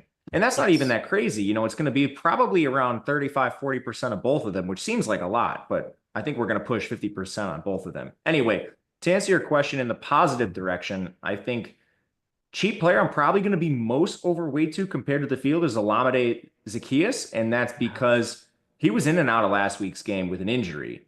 That allowed Diami Brown to play a few more snaps, and you said it, word for word, we would not have been clicking Diami Brown last week. So this seems like a bit of an overreaction. It's going to be tight. I mean, both these guys are probably going to be around 40 to 60% of the snaps. How targets go is going to vary game to game, but at ownership, I'll take the shots on on Olamide over Diami. Yeah, I mean, I think throughout the entire regular season, we saw that. Now, Diami Brown, who was the guy that got drafted? It was Amon-Ra St. Brown that said they took Diami Brown before me. And yeah, that was probably a mistake. I think we would all agree in hindsight. But, you know, he basically used that as motivation. And, you know, it's not like Amon-Ra didn't play well last week. Just saying that Diami Brown was drafted ahead of him in that draft. And it's kind of interesting to see that Diami Brown's now maybe a little bit of a late bloomer. Maybe it's a Cliff Kingsbury offense thing. Obviously, he's probably the main guy that we're talking about when we say an offensive coordinator is just better in that role than what they are as a head coach. Things didn't go so well there in Arizona, although Kyler Murray actually had a ceiling then. So riddle me that, Batman. But I look at my lineups here for today.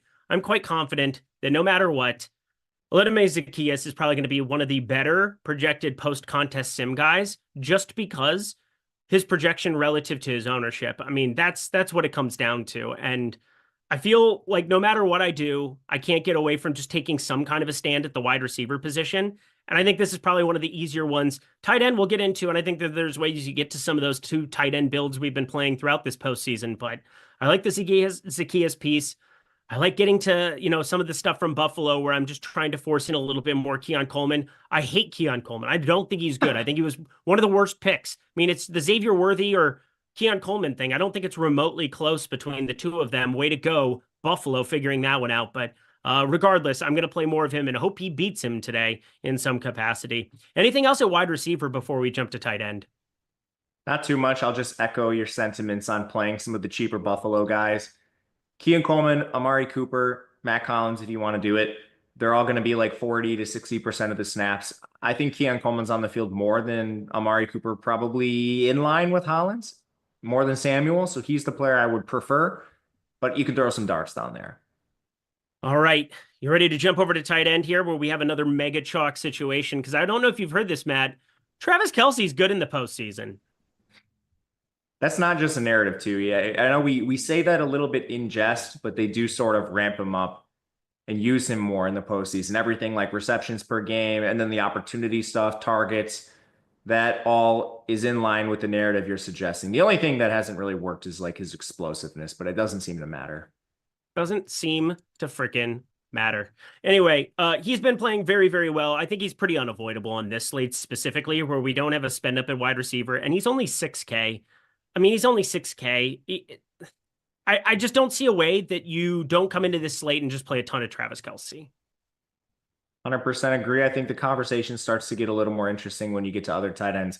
Basically, the way I would put this is Travis Kelce, if you just slap the wide receiver tag on him instead of tight end, I think his ownership would climb. He's the highest projected pass catcher on the slate. Yeah, I think I 100% agree with you. I think that that's a really sharp take and one that obviously I'm hoping comes to fruition here as I look in my final run of the Sims.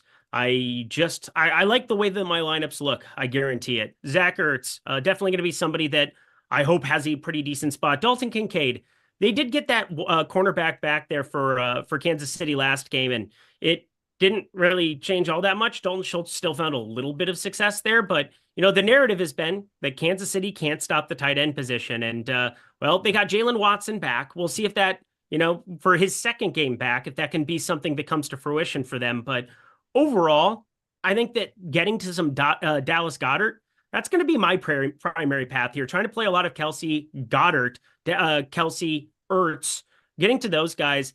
Kincaid 3,600, if he gets steamed up, and we'll have a pretty good idea of it, I think I'm going to turn some of those Kincaid lineups into Coleman lineups if they end up doing really well, or just based on the information from the first game.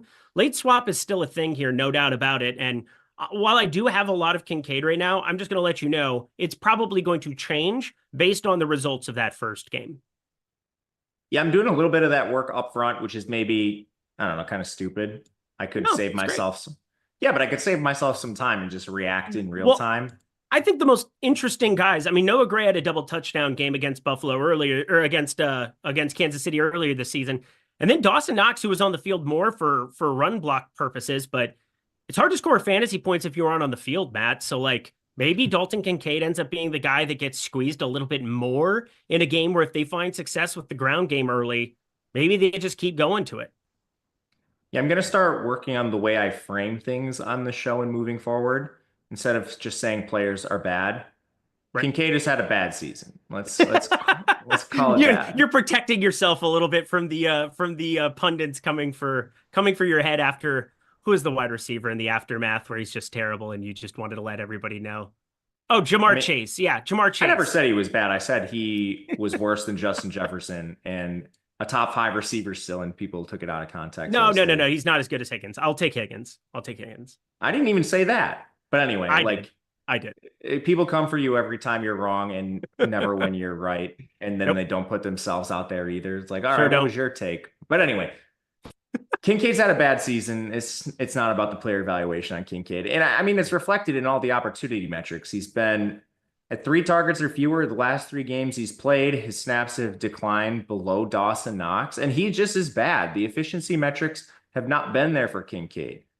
I personally think he's a little bit high in terms of projection. I'm happy to bring him down in favor of some of the players that are lower owned. And I think you could even just pivot to some other players in other games. It doesn't have to be, or other offenses. It doesn't necessarily have to be like Kincaid for Keon, but that's a pretty natural swap depending on what happens in this first game. So I'm with you. With all this said, I'll be a little underweight to Kincaid, but he's still probably going to come in as the second highest on tight end. I'm debating a mini boost here on Ertz and Goddard to finish this out, but it'll be spread between them rather than Kincaid far and away ahead. Right. That's a perfect way of describing it.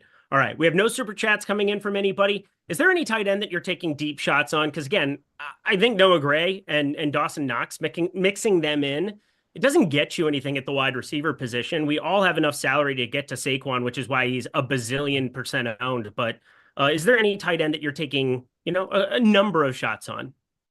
You can play Noah Gray and Dawson Knox. They just run so much 12 in Kansas City in this current edition of their offense, which sort of makes sense. They haven't gotten much from DeAndre Hopkins, so normally I would probably criticize them for that, but I don't think it's a bad choice. And then Dawson Knox, this is just, I guess, the result of Kincaid not playing well. You just get more Knox. Knox does other things particularly well, like he's a good blocker, but there's been pretty little separation between them from a pass catching perspective, which is supposed to be Kincaid's strength. So I've got no issues if you find yourself needing the salary and you find yourself with Knox. We've had over 2,000 strong hanging out with us throughout this stream. I know some people peeling off to go watch a little football. I don't blame you. I'm going to be doing the exact same thing in 5 minutes, T-minus 5 minutes. Make sure you have your lineups in. That's very, very important. And we're going to cover defense here, but I need you all to smash the like button. We got to get that thing over 500 by the end of this. Tell you what, Matt Kajeski, Eric Lindquist streams, not to toot our own horn, they're at least entertaining. They're at least informative. Again, we're not saying that we are going to go out there and change everybody's lives. The tools can do that for you. Once again, promo code BINK right above my head, 20% off your first payment here at Stokastic. Our dev team has done such an unbelievable job the entire NFL season for all of these multiple game slates. Obviously, we'll just have the showdown coming up here later, but want to throw it out there one more time for the people. If you're looking to jump into the NBA streets, which there is a game starting at 6 p.m. Eastern time, 3 p.m. Pacific, everybody's looking forward to Oklahoma City versus Portland. The NBA schedule is an absolute joke. I can't believe that the last month and a half have been asinine by their standpoint. But anyway, we're having some awesome slates coming up here. 12 games coming tomorrow, 14 games on Wednesday. It's going to be wild times in the NBA streets. 20% off a single sport package, promo code BANK. All right, your favorite position. I'll just read off what I got at defense. I got 41% of the Commanders, 33% of the Bills, 22% of the Eagles, and the rest of that shit going to the Chiefs. How are we feeling about defense on today's slate? My most owned defense is the Bills. Okay. Leaving me a little nervous considering some of the absences in their secondary, particularly Taylor Rapp. I don't think that's a position of real strength for them. They also play a ton of zone. Patrick Mahomes pretty good at flooding those and finding success. But I mean, it's kind of pick your poison facing Mahomes. He's good at so many things. They decided to spy Mahomes in the last game, which is something I didn't bring up at the quarterback position, but it sort of eliminated his rushing ability. One narrative you'll hear, which isn't really a narrative, it's kind of true at this point with the sample size. Mahomes runs a lot in the playoffs, more than the regular season, but the Bills particularly went out of their way to spy him. Second for me is the Eagles. That one's pretty self-explanatory. They have just massive mismatches in trenches on both sides of the ball. No Cosme for Washington on offense. Daniels is amazing under pressure, so I wouldn't go out of my way to be super overexposed to the Eagles. Then I'm Commanders third at 22%. Chiefs at 8. That's the scariest part for me. The Commanders defense just could get absolutely annihilated by the Eagles without Hurts playing well. The second biggest mismatch is Philly's O-line against the Commanders D-line. I think the Chiefs might have the second best defense on the slate behind the Eagles, so that makes me a little nervous being at 8% of them. But Sims tool, letting that do its job, and that's how I ended up where I am. I think that does it. I mean, I'm just going to the Commanders because they're cheap, and there's always a chance that when you get the biggest mismatch, they're the 5.5-point dogs. We've seen this time and time again on 2-game slates. They just get this artificially nuked down ownership. So hopefully that ends up coming to fruition. I think on the lineup builder show, I caught a little bit of that with Greg Ehrenberg. He was building out in the single lineup sim. If you guys aren't checking that out for the Super Bowl, you're doing it wrong. Make sure you check out Greg covering that here. I'm sure we'll have a lot of festivities going for the Super Bowl here in 2 weeks for sure. But we're going to go find out which two teams those are that are going to be playing that week, 2 weeks from now. But he's Matt_Gajewski over on X, my buddy Matt. Let's get ourselves the heck up out of here and go watch some football, shall we? Any final words for the people as we get out of here? Only one game left. I don't know what I'm going to do with myself next week. But yeah, there's the Super Bowl. I'm sure you and I will be on it again. We're always there together. Thank you for joining us on this ride. It's a huge blessing to be able to do this for you. And hopefully you guys make some money today. Let's get it. Let's get it. Showdown stuff will be awesome and updated and all ready to rock for Kansas City Buffalo. I'll probably jump in the NFL Stokastic chat for a second or two. That'll be fun as well. But Jordan Klein, thank you. Another live before lock here in the books. 2.5 hours of great content. Once again, hit that like button on the way out. Small little token of gratitude for our analysis and such. But best of luck with your lineups. Let's get the heck up out of here. He's Matt. I'm Eric. We'll see you guys in the Super Bowl 2 weeks from now.